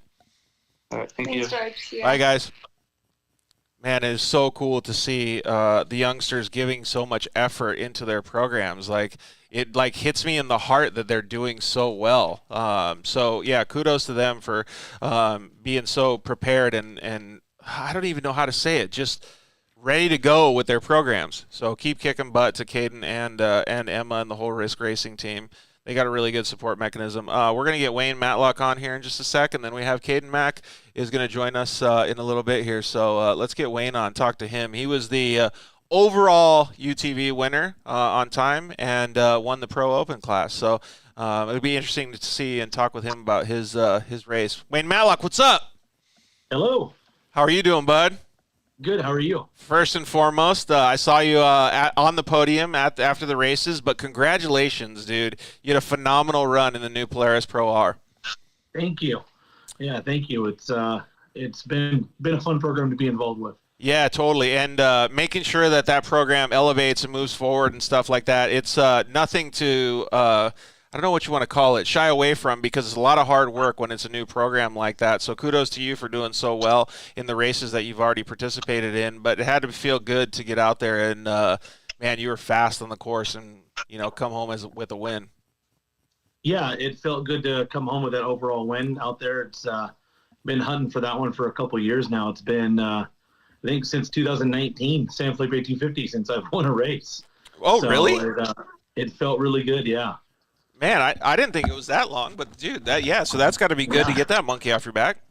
Yeah, we've been in line, and it's just had some things happen that took us out at the end of some of the races, and this one we got close to happening again, but we were able to pull it off. Man, so we got to see you guys out on course a couple times when we were pre-running and stuff, but let's give the audience a little bit of an understanding. We talked to some of the teams, or most of the teams that we've had on, like Rob Mack and all of these different guys, and they're just saying that pre-running is becoming more and more, not just prominent, but a logistical portion of the event. Like it's like that's almost more important than the race day, right? Yeah, 100%. It's been kind of funny seeing the UTV, the progression of the UTVs down there. When I first started racing UTVs, there wasn't barely anybody pre-running. Yeah. And I came from racing on quads and dirt bikes where we spent, weeks down there pre-running. So bringing that into the UTVs, a lot of people at the beginning are like, you don't need to do that. Not necessary. And now you see these teams all have picked it up. Anybody that wants to go fast, they're down there pre-running. It's hard, especially in a race like San Felipe. San Felipe 250, trying to nail all the lines just perfectly. And every day there's new lines that pop up. Yeah. So it's a good time to test your equipment, test your program. Yeah, I agree 100%. And so I started out the week when we were out there, when we saw you a bunch pre-running. We were in chase trucks, or I was in a car and kind of got to check some stuff out. And being on course, you don't see the same things that you can see in the air. And I got the opportunity to be in a helicopter. And when I was in a helicopter, I could totally see the things that you're talking about, because there's not just one or two lines. Like in an enthusiast market, like we know going on trails, you'd be like, oh, we can go on this trail and we can climb up this road. Well, in San Felipe, there's 15 lines all the way across any given part of the desert, right? And then there's some spots where there's only one line. So when you're talking about pre-running, and you would have to put in thousands of miles to be able to really get a good job pre-running done. So what does a Wayne Matlock or a Kristen Matlock try to understand when they're doing that? You don't have to give away any secrets, but like make sure that you can give a little bit of a baseline to some of our audience to understand how much work you have to put in when you're pre-running. Yeah, there's no big secret to it. It's just a lot of hard work. You got to go down there, put the time in, have your pre-running equipment be able to hold up to it. We pre-ran, I think, about 800 miles on this race course. So put a lot of time in. And, people think that these lines are some big mystery where you're way off the course and you're taking this freeway of a line. Well, in reality, more times than not, you're 15 feet to the right or 15 feet to the left. And it's like you said, there could be 15 different lines going down through the San Juan section. The secret is that one line is not going to be perfect the whole time. Right. So you have to tie this line into line number 7, into line number 3, then switch back over to line 13. And you have to know exactly where to cross them up at and get that timing down perfectly. Yeah. It's, and what not to do, right? And what not to do, right? Yeah. Like if you miss it and you get stuck in a really bad line, that's even worse. It is worse.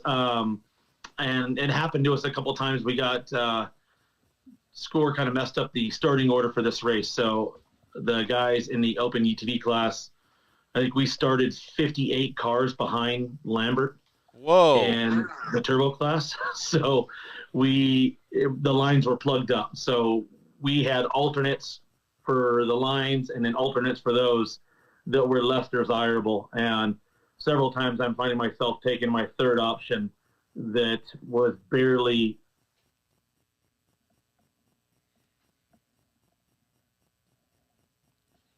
Yeah, it says we lost a little bit of audio with Wayne. So We'll wait There we till- go. Is it back? Yeah, there you go. Okay. We had a comment come in that says that's why I like racing in the States courses. They aren't so beat. No one has an advantage because they race 69 times there. Yeah, you know what though? I don't know if I agree with that statement, Robert. Like I actually think that it offers more adversity or diversity on the course because you can have so many different lines. So coming from motocross, and Wayne came from quads in the desert and stuff like. Having that motocross background, I would love to have more lines, right? Like the more lines, the better. Well, picture it like a motocross track. A wide motocross course is similar to like what you're dealing with in Baja. Right. You have different line choices. You could take different combinations of jumps, stuff like that. Racing in the States, like that comment was, everyone's following the same graded dirt road. Right. And you're playing follow the leader. Nothing against the races in the States. They all have their purpose in this sport. There's no one that has a bigger advantage or disadvantage in Baja. It's just how much time you want to put in. Right. Look at Justin Lambert. It's his second time down here racing San Felipe 250, and he won the Pro Turbo class. Yeah, totally. And I can definitely agree with you there. Like, yeah, 100%. And I can agree with you on what your comment was too. Like the races in the United States are super badass, but it's just different, right? That's all it is. It's just different. It's yeah. way different. Supercross, Supercross, motocross. Vegas Reno is a different race than San Felipe 250. Yep. Just like Le Mans is a different race than Daytona. It's completely different. It's they both have their purpose in our sport. Hey, so let's talk about different a little bit now. So we now have, I think 5 different UTV classes, but we'll do the top 3 of them. We have the Pro Turbo class, which has been the most competitive class for years now. We have the Pro NA class, and then we also have now the Pro Open class, and that's the class that you've joined. That's the class that I chased for this weekend with Scanlon Motorsports Group, and you're driving the Pro R now. So those changes are really a lot in your program. Like you've seen every single change pretty much in the past 6 months. So how's it going? It's going really well. The car is very robust, very fast. Suspension works really well. Like any new program and new car, it's trial by fire. So we're finding problems out as we go. It's like, oh shoot, didn't know that was going to happen. We're using a majority of stock parts on this car. Like all of our suspension, we now have upper radius rods that we use on the car just for durability purposes. Our pre-runners still run stock ones, but that is the only modified suspension part we have on that car. We run stock A-arms, stock ball joints, stock tie rods, trailing arms, axles, CVs. All that stuff is all stock. Yeah, I'm a big fan of that. Really well. I'm a big fan of that stock components and stuff like that. Let's see here. Yeah. The guys over at Monster Seal said, Wayne, why did Score have you start behind the other UTVs? Do you mind if I take a stab at this and you can tell me if I'm right? Go ahead. So I think what they're trying to do, Monster Seal, is I think that they're trying to figure out where they belong. Once they understand the speeds that they're going to be going and how they perform on course, they'll put them accordingly in the lineup so that they can be a little bit more fair or however you want to understand it. But they need to make sure that all of the drivers have the same ability to not get caught up, right? And depending on the number of people that are in certain classes, like there's a bunch of different variables. But I don't think that it was a massive deterrent to Wayne doing what he did. He still had to work his ass off to get to the front, and I think it was good for them to position the way that they did at this particular race. Yes, what you're saying is 100% true. In Score, you kind of have to earn your starting position, so to say. So in the past, the Unlimited class hasn't done as good as the Turbo class or the Naturally Aspirated class. That's why we had to start behind. Right. This race, we were supposed to start right behind the NA class, right behind the Pro 1000 class.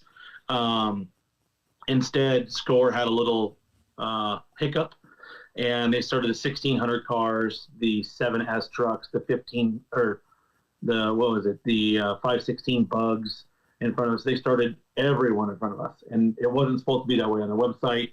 Even they know, at the finish line they apologize, but it is what it is. We'll get it figured out, and made us a little meaner off the start. Yeah, I can say but that's this type of stuff that happens. I mean, and the organization did a fantastic job with the whole event. So you gotta, you gotta take Yeah. it is what it is in some cases, but things happen, Yeah. and they're trying to herd cats there at the starting line, and we filed in and got the job done. It was a lot of people to come through, a lot of traffic, passing the slower cars and stuff like that, as far as like the bugs and the 1600 cars and stuff like that. But luckily it was a race like San Felipe, and there's multiple line choices, and we were able to get by a lot of people. Okay, so we had a comment come in from Caden Mack that said all he knows is that you blew his doors off around race mile 135, and he, with a laughing emoji. But let's take that to the next actual statement or question. So we actually got the opportunity to chase you a little bit while you were coming through. It was probably mid-race somewhere, maybe race mile 80 to 100 or something. But we got to see the car performing, and honestly, man, I was impressed to see it performing so well compared to what I have seen in the past. And I'm not a hater on the Pro R. I love the machine, but I like to see the progress, and you're the one making a lot of progress because you've been driving it for a little while. So how has it been feeling lately when you're getting to operate that vehicle on the race course? When it's on, it's on. The thing with this vehicle is it's so capable that we're able to push the speeds so much higher than we've ever pushed our speeds before, that we run into little things like the shocks got really hot. And that's going to happen. Trophy trucks went through that about 8 to 10 years ago. They were melting the shocks off the back of the trophy trucks. Yep.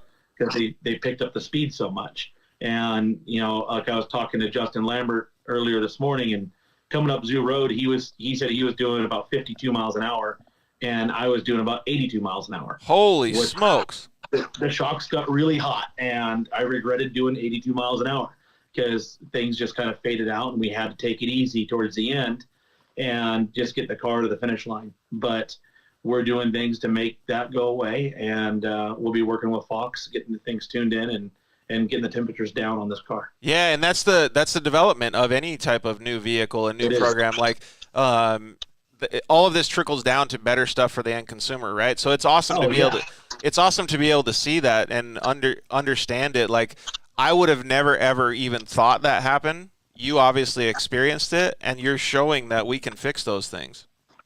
Oh yeah, we've had some issues come up here and there, but majority of them are just simplistic things like, oh shoot, we didn't know that, we didn't know this. But what's your favorite part about the car?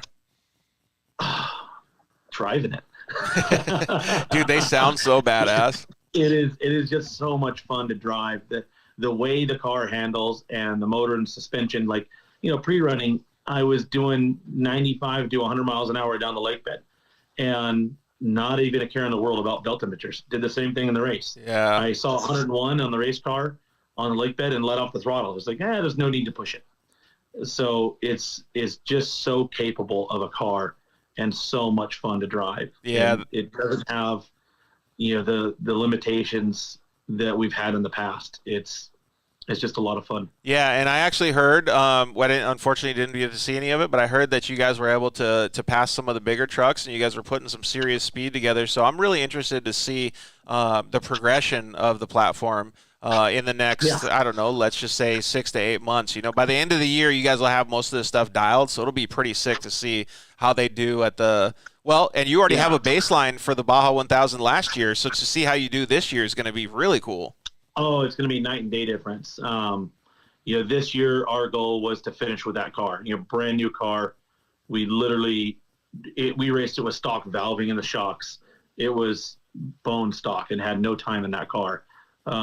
So San Felipe, we went to King of the Hammers after that and did really well. We got second overall. Mitchie won that race, and he kicked butt in that Pro R. He did really well. We were able to hang on for a second. And then went to the Mint and had some mechanical gremlins. Got those figured out. Went to San Felipe 3 weeks later. Ended up taking the overall. So now we definitely know what we have to work on this car, and it's going to make it that much better than 500. It's so cool to see the progression, though, and what you just explained is what I'm seeing visually. You know what I mean? So I know that a lot of people that are watching have seen the same thing as I have. Let's change the subject a little bit, though. You guys were down there for 10 or plus days. How was it? Like, what was the vibe down there, having everybody come back and all the tens of thousands of people on the Malecon, like all of these fun things, and then to follow that, what was your favorite part?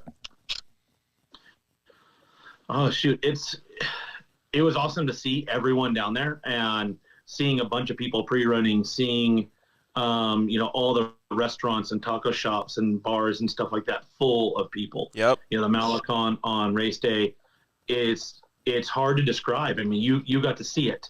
The Malecon or the contingency at other races are cool. This one is just awesome. This one's unbelievable. Just the whole vibe you get from San Felipe, being on the beach. It doesn't get much better than that. And my favorite part is San Felipe 250 has always been my favorite race. Yep. And this year didn't disappoint. It's fun. It's rough. You have to do your homework and get your lines nailed down. And it's also like the first Baja race of the season. So everyone's down there. Everyone's excited. And it's just a fun vibe. And you got to spend so much time with your family. Hey, how many thousands of stickers did you give away? Because dude, it was insane. Yeah. We lots of stickers. We would drive out of the way. Sometimes you see kids off to the side, playing in the park or playing at school. You just drive down the side road and park. And then as soon as you pull out stickers, the kids just start swarming and running over, and it's awesome to see. Dude, the smiles. It's so much fun putting a smile on their faces. Dude, I couldn't agree more. And that was one of my favorite parts, though, too. So, and it was cool to see you and your family down there just having a good time. So, hey, congratulations again, dude. You really crushed it this time, and we can't wait to see what comes for the rest of the year. Oh, thank you very much. Yeah, we're looking forward to it. All right, throw a shout out to your sponsors, and please tell the kids and the family and Kristen that we said hello. We'll do. Our biggest supporters, Polaris Razor, Yokohama Tires, Fox Shocks, Vision Wheels, Rugged Radios. There's a bunch that make this program go around, and more than that is our whole crew. Yeah. Down there. We have people down there for a whole 10 days that we're down there volunteering, helping out. Like you guys were with Craig. It takes a big effort to make a program like this work, and couldn't do it without everyone. Yeah, totally. Well, like I said, man, you kick butt, so congratulations. Thank you. Thank you very much. Appreciate it. We'll see you later, Wayne. Take it easy. See ya. So we're going to get Caden Mack on here in just a second. It was super cool to see, and the vibes at the finish line were so cool, man. Everybody was congratulating each other, taking pictures, handing out more stickers, maybe having a couple beers, refreshments. It was so cool. I don't even know how to explain the vibe, how awesome it was. It was just one of the raddest things that I've seen, because everybody was able to come back together and just have a good time. So we're going to get Caden McCachran on here, and then we're going to wind down the show. Caden did a fantastic job as well. He drove with the guys over at Jagged X. So, Caden Mack, what's up, buddy? Hi, George. How are you? Doing awesome, man. It was good to see you guys last week. You were putting in some serious work with Pops on the pre-running. Of course. That's always the plan when we go down to Mexico. Wayne put it best. Pre-running is what wins the race. The preparation before the race is ultimately what ends up winning you the race. So yeah, always doing that pre-running down south. Hey, so since you're newer than your dad to pre-running, like I'm not a pre-running master, but like if you were going to give me one single tip to go down there when I'm pre-running, like let's just say it's my first race down in Mexico for the Baja 500, what tip would you give me when I'm pre-running? Would you say something like, take it slow, pay attention? Like, what are you going to tell me? Yeah, all those things. One, make sure, your stuff, your pre-run or whatever you decide to pre-run in is 100% ready to go down south. And has a first aid kit. Yeah, you don't want to be stranded down there. And then number two would be a quality over quantity. A lot of people want to go down there and I'm going to do 10,000 miles and, do all these lines. A lot of times if you just sit back and, really understand which line is better and think about it, you'll have a better opportunity to win. So yeah, quality is number one to me. Yeah, I think that's a really good statement to make too, because I've seen guys that go down there pre-running and they just go full mat, like they're just hauling ass around the whole thing, and it's like, why? Yeah, even San Felipe this year, it's like we had some like spec trucks act like they were like racing us, and we're in a stock razor, just cruising through the whoops, and had some people come up, and I almost felt like they were going to nerf us or something. But it's definitely quality over quantity down south. Yeah, it's like a waste of time if you're going that fast. Yeah, and hey, your comment to Caden Wells, I think that would be a good Caden dream team. That would be pretty rad to see you guys team up one of these times. But All of the whole Risk Racing team and Caden Wells and Corbin, I like a lot of their stuff, and they do things right. Yeah, if it ever happens, I'd love to partner with them, but ultimately, I'd like to race on my own. yeah, totally. I agree with that 100%. But you did get the opportunity to go along with Jagged X again. You've raced with them, I think, twice, 3 times now? We started San Felipe last year, which we won, thankfully, and then we were in the rest of the score season.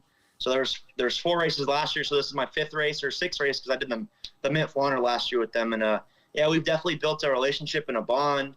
We understand each other, and that helps a lot. And trying to do well at these races is knowing each other and how each other works. So it's always great to be out there with them. Yeah, totally. And it's cool to see you get the opportunity to be able to do that. Like, actually, what place did you guys end up crossing the finish line in? Do you remember?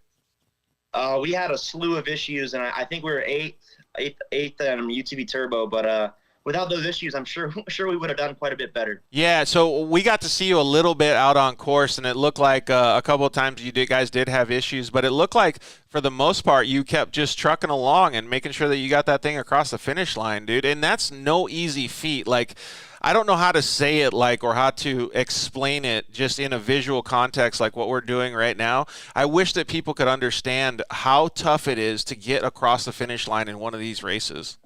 Yeah. I'm not sure when the Jagged X team started racing in Mexico, but I know it's probably more than 5 years ago for sure, and they have 0 DNFs in Mexico, and that's something that's really not easy to do. And at all, have their stuff set up so if anything happens on course, they'll get to us quick, and they have full-on chase trucks ready to come do some reconnaissance and save us in the desert. Luckily, most of the small issues that we've had have been small, and we're able to limp it into the pits and get it changed real quick. But unfortunately, yeah, it's those little issues that take us out of the win. And nowadays, the UTV Turbo class is so competitive. Everybody's going so fast. If you have 1 or 2 issues, you're out. Yeah, dude, everybody's full tilt, right? Yeah, and when you talk about that, that's got to be like refreshing or give confidence to you as a driver, knowing that you have backup wherever you need it, right? Like if you have an issue, it's going to get fixed as quickly as possible. So that's actually pretty meaningful in itself. Yeah, of course. We have 2 chase trucks down there south for the San Felipe race, and man, I saw it. Every time you come to whatever the highway section or anywhere close to the race course that's close to the highway, you see those guys, and sometimes you're shocked that they're able to make it from place to place. But they're definitely out there supporting all those guys. They're in for hard work and devoted to the team, making sure that car gets to the finish line. Yeah, totally. And so you pre-ran with your dad pretty much, I guess, the whole week leading up to it, right? I don't know. Did you put in as many miles as Caden Wells did? He said it was something like 1,600 miles that they did on that course. No, I think our end total was like 950 or something. But good God. Maybe on like day 2 or 3, we looked at the odometer on the Razor, or the trip set on the Razor. It said like maybe 450 or 500 miles, and we'd only done 1 full lap of the course, which is 277 miles. So that just shows you like how many times you're going down different lines in the washes and making miles. So that was pretty eye-opening to me, knowing that we put that many miles in with only doing 1 lap of the course. Yeah, that's super cool, though, man. You got to feel good at the end of the day, even though you're so tired. You got to feel good that you're going to eat tacos, and you got to feel good that you put in all your work, right? Yeah, during pre-running for me, my dad in the trophy truck class, pre-running is about time and not totally about making up positions because it's so hard to pass. Yeah. And for me, we started 13th. And last year we started 29th, and we were second on the road at mile 60. So pre-running is definitely, important to be able to get around people. And Wayne said it again best that, you find the really good line, but you need to take time and find that second and third best line. Because nowadays, 3/4 of that Pro Turbo class is out there pre-running all week, and they know where to go. So you got to know where to go to get around them. And luckily that paid off pretty well. Sometimes I'd wish that we had a different line, but it worked out for the most part. Yeah, totally. And the amount of people that you guys had to move through and everybody else had to, whether it was a slower vehicle, whether you were actually passing for position, like there was so many cars out on course that was like, at least maybe towards the end of the race after all the carnage that happened out there, like it kind of freed up a little bit. But dude, there was almost somebody every single half mile. Oh yeah. So yeah, off the start, we start in 30-second intervals. So there's, 20 something people in, 12 or 13 minutes for UTV Turbo at least. So yeah, you go off the course and within the, first 2 miles, you're in somebody's dust. This race, I think we started 13th, and at mile 30, I think we were 4th or 5th on the road. We had a little issues right after that set us back. But yeah, that pre-running is super important. Yeah, I agree 100%. And so how does it work like when you're pre-running? So you're pre-running with your dad, and your dad's going to race in the trophy truck class. You got the opportunity to race with the Jagged X guys. Do you learn a lot by what he's telling you, or do you have to gauge it in a different way because you're going to be riding in a different vehicle or driving in a different vehicle for the race? Because it kind of seems like two opposite things almost. Yeah, it's 100% different because in the Razor, you kind of want to try to find the smooth lines, even if they're longer. And in the trophy truck, you basically want to draw, point to VCP. Right. And how big the whoop is, and the trophy truck's going to go over it at, 70, 80, 90 miles an hour. So it's definitely a lot different pre-running for a Razor. Sometimes I feel bad because I feel like I need to go find the good lines, the smooth lines, and he doesn't care. He knows that the straight line's the fastest. So we have to take the time for me and go find the good lines. Sometimes I feel bad about it, but I think he puts up with it pretty well. Yeah, that's what I was going to say. It's kind of cool, right? Because it's a give and take relationship, and he's obviously helping you. You're obviously helping him. So it's pretty cool to see that, man. Like, I love that vibe, and that's kind of where I wanted to go with the next stuff that we were talking about is like, man, the amount of effort that it takes to run these things, the amount of family camaraderie, and the amount of coolness behind the whole scenes, like, to me, the whole thing just like brings chills to me thinking about walking around on the Malecon with knowing you guys and like all of this stuff. So what's like the biggest favorite part of the whole process or race for you? Sometimes, some people would say pre-running, which pre-running's, again, we're going back to pre-running, but maybe 6-10 hour days of pre-running, which adds up to 60 hours, but the race is only 6 hours. So, yeah, for that question, I'd ultimately have to say the pre-running is the fun part, and the race part is, when the green flag flies, it's, it's all business from then, and you got to put your head down.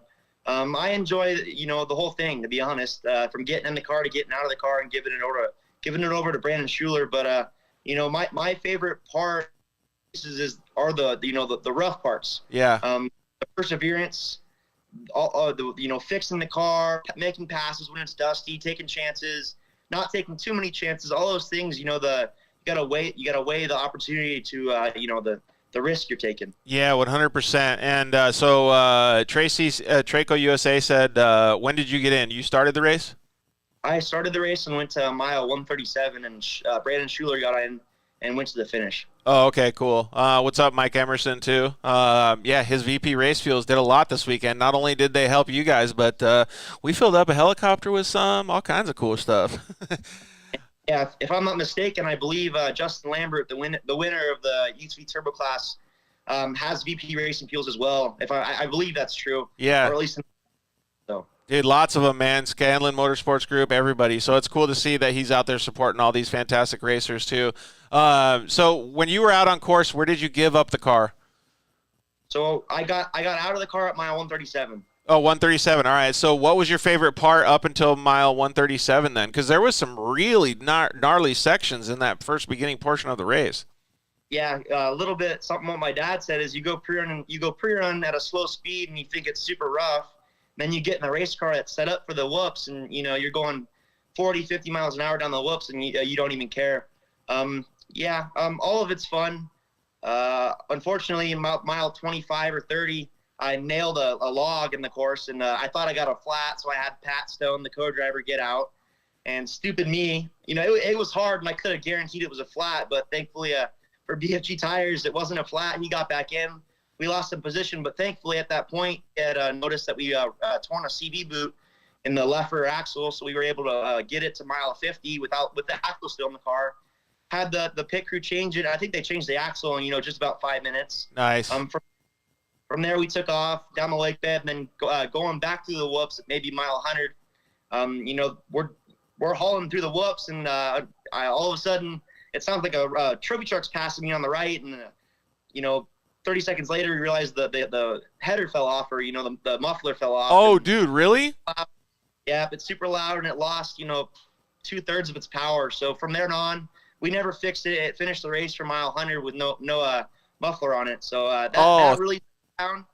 Even after that, I think I got out of the car. We were within like 3 minutes or just over 3 minutes of Lambert, the leader, which I was shocked. But I said it in the comments earlier. But Wayne had passed us already at mile 130 just as I got out. So I knew he was doing really good and hopefully winning overall, which he was, and he did. So good for him. Haley just says, yeah, just a cat delete system on it. It was super loud, and maybe it happened at mile 110, and I was getting out at mile 137.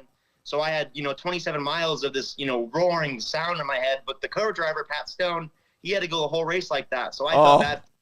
And he did say at the finish he had a little bit of a headache and his ears were ringing. But I was gonna say, dude, that would be so loud, man. But yeah, like, dude, Baja never ever fails giving that adversity or diversity to people in these racing conditions. So I'm just glad that you guys made it across the finish line, and to see Amber and your dad standing there with such smiles on their faces after they were watching you cross, dude. Like, that stuff, just like I said before, like, brings chills to me because it's so cool to see. Like, that's my favorite part of any of this racing stuff. Like, you guys getting to the finish line and having everybody be pumped on you. Yeah, unfortunately we couldn't pull off the back-to-back San Felipe wins, but sometimes in desert racing you have to get back. You win a race and then you get to the back of the line and you got to wait till it's your turn again to go win. And hopefully at the Baja 500 in June, it's our turn again, which I have really good. I'm really confident that we can go win that race in June, and that's the plan. That's what we're gonna do. Just keep striving for more, dude. Always look for the next one, right? Well, I'm proud of you. I think you did a fantastic job. I'm proud of your dad for doing a fantastic job, too. And just to see how hard everybody works is super, super cool, man. Throw a shout-out to all the people that helped you over the weekend. First of all, Jagged X Racing. Last year around this time, BFG and I and Jagged X Racing have put a plan together to team up to run the score season. That went very successfully, in my opinion, last year, and thankfully I was invited back this year. So the Jagged X Racing team, everybody that comes down with them, they take time away from their families, time away from work. They're using their vacation time to come down south and help us try to win these races.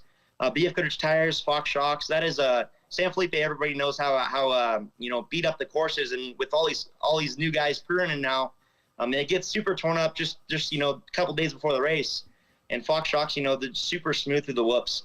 Jagged has some other sponsors, OMF Wheels, super strong wheels. But, everybody that helps us get out there is, big effort from everybody. Yeah, totally, dude. You guys have a fantastic program. And with all the different things that have been changing, with your dad's trophy truck program and, you finding rides and excelling in your career for the future, it's just really cool to see, man. Like, I know that you want so much in your racing career, but I know that, like, deep down, you're just doing a good job, dude. You're making right decisions, and you got a good path to follow. So keep doing your due diligence, dude, because you're kicking ass. Yep, I'm trying to get in every race car I can, and I think from now before the Baja 500, I have 2 works races and hopefully some right seat opportunities with Brent Fox and the 6100 in the Best of Desert Legacy Series. So, keep getting my feet wet in the desert and gaining experience, and hopefully we can go smoke all these guys at the 500. Dude, yeah, that'll be sick, right? Hey, are you racing your RS1 then? At the 500? No, for the races that you have coming up, the works races? Works races, yeah. I'll be back in my Polaris Racer RS1. That car it's the same car I started racing with in 2019. Has a ton of race wins on it, and it's been really good to me. Super strong car, and I love those cars. Anybody that hasn't gotten a chance to, get in the Holes RS1, they need to try to do it because they're just like little go-karts, and, they take a beating. Dude, RS1s are so fun, man. I love those cars. All right, dude, like I said, you kicked ass, man, so keep doing what you're doing, and, tell your family I said hello, too. Thank you, George. We'll see you in Baja. All right, sounds good. Later, buddy. See ya. All right, so we have the final task of the night. We are going to give this bad boy away. So we're going to get John Lewis on real quick at Desert Squadron. I'm going to invite him real quick and see if he wants to come join us. Let's see here. And then we can give this bad boy away. So hopefully you guys are watching and hanging out. Whoever wanted to win this bad boy, these things are super cool. So we'll get we'll get John on here. We'll have him explain a little bit about the product, and then You guys can. Thanks, dude. Appreciate it, Dusty Summit. John Lewis, what's up, dude? Desert Squadron in the house. How are you? Good, buddy. How you doing? Good. Let me bring you up on the screen. All right. So before we give this bad boy away, we're going to scroll through the Instagram comments and stuff, but let's tell everybody what this thing is called and what's inside here, and I'll open it up while you describe it. So this one here is our Liberator trauma kit, and what that one is it's kind of a pretty well-rounded kit for just about anybody, but we made sure we included things that were going to be essential for racers and pit crews.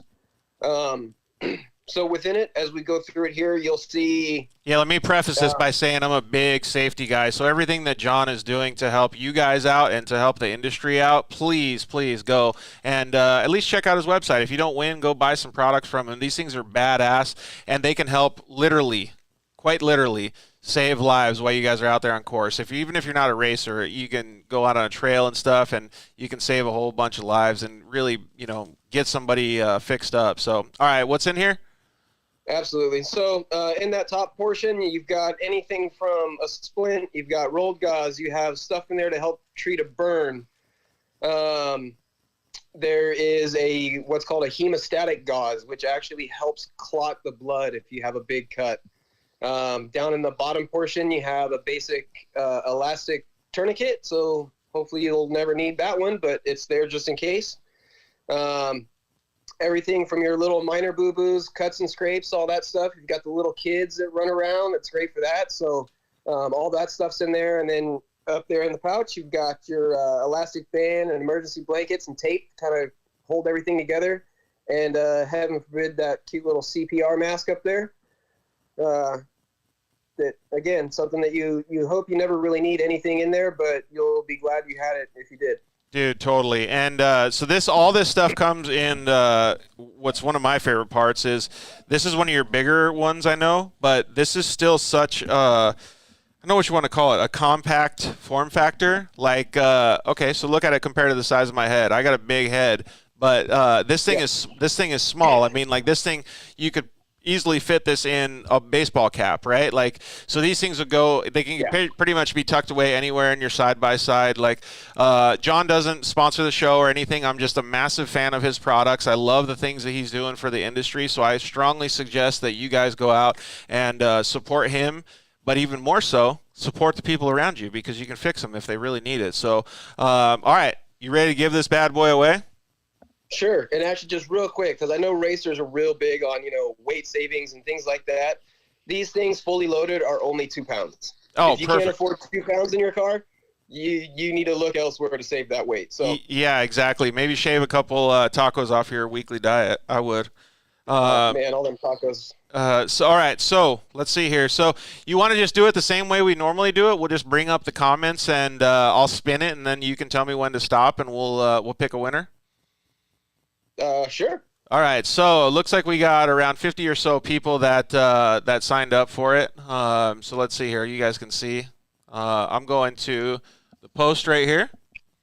This is the post where we said go ahead and comment, do all your things. I'm going to click on view all the comments here. Let's see here so I can do it. Can you see me good? Yep. All right, so I'm going to scroll all the way down.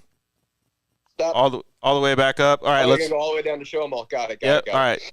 Let's do it real quick. All right, so I'm not going to look at it. I'm just going to look at the screen, and you tell me when to poke it. Cool. Go. All right. PTR Motorsports, where my finger landed. PTR Motorsports. All right, so PTR Motorsports, we're going to reach out to you on Instagram. Congratulations on winning this badass Desert Squadron trauma kit. Hey, what did you say it's called again? So that one is the Liberator. The Liberator trauma kit. All right. And these things have a retail value of how much? $135. Okay. But you do have other ones, I guess, then, huh? We do have a couple other ones right now.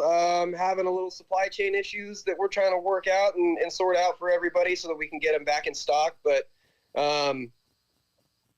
just know that if you ever see something on the website that says sold out, we are in a number of stores now. I would try and do a little bit of work on promoting those stores through my page as well. So if you happen to see me talking about a store or a shop, if I don't have one, you can, chances are, check those shops. Yeah. You might find some there. And also too, if you didn't win, if you follow some of my racers and some of those people that I'm associated with, there's some discount codes out there for you guys. You can save a few bucks too. There you go. I won't generally post those discount codes, so you got to find it for yourself. Got to do a little work, but when you find it, that's for a win for everybody. Yeah, because you got an ambassador program, so you want those ambassadors to win too. So good on you for doing all that, man. Thank you very much for supporting the whole community. PTR Motorsports already commented in. Hell yeah. So congratulations, you guys, for winning this bad boy. I'll get this sent out to you guys. I'm going to put it back in this nice little cellophane case for you guys. Let's see here. So your product is awesome. I saw it in person. Super stoked. So PTR Motorsports is pumped on it, dude. Yeah, congratulations. I thought you were spelling my name. Dang it. Congrats, PTR Motorsports. Man. So, hey, anybody that didn't win, please still at least go check out the website. Check out his Instagram page. Like I said, John's just always been a super good person to support the show because he loves off-road and he loves helping people on off-road. So we really appreciate him giving this back to you guys and supporting the community. So thank you very much, John. We really appreciate it. We'll get this sent out to the PTR Motorsports guys.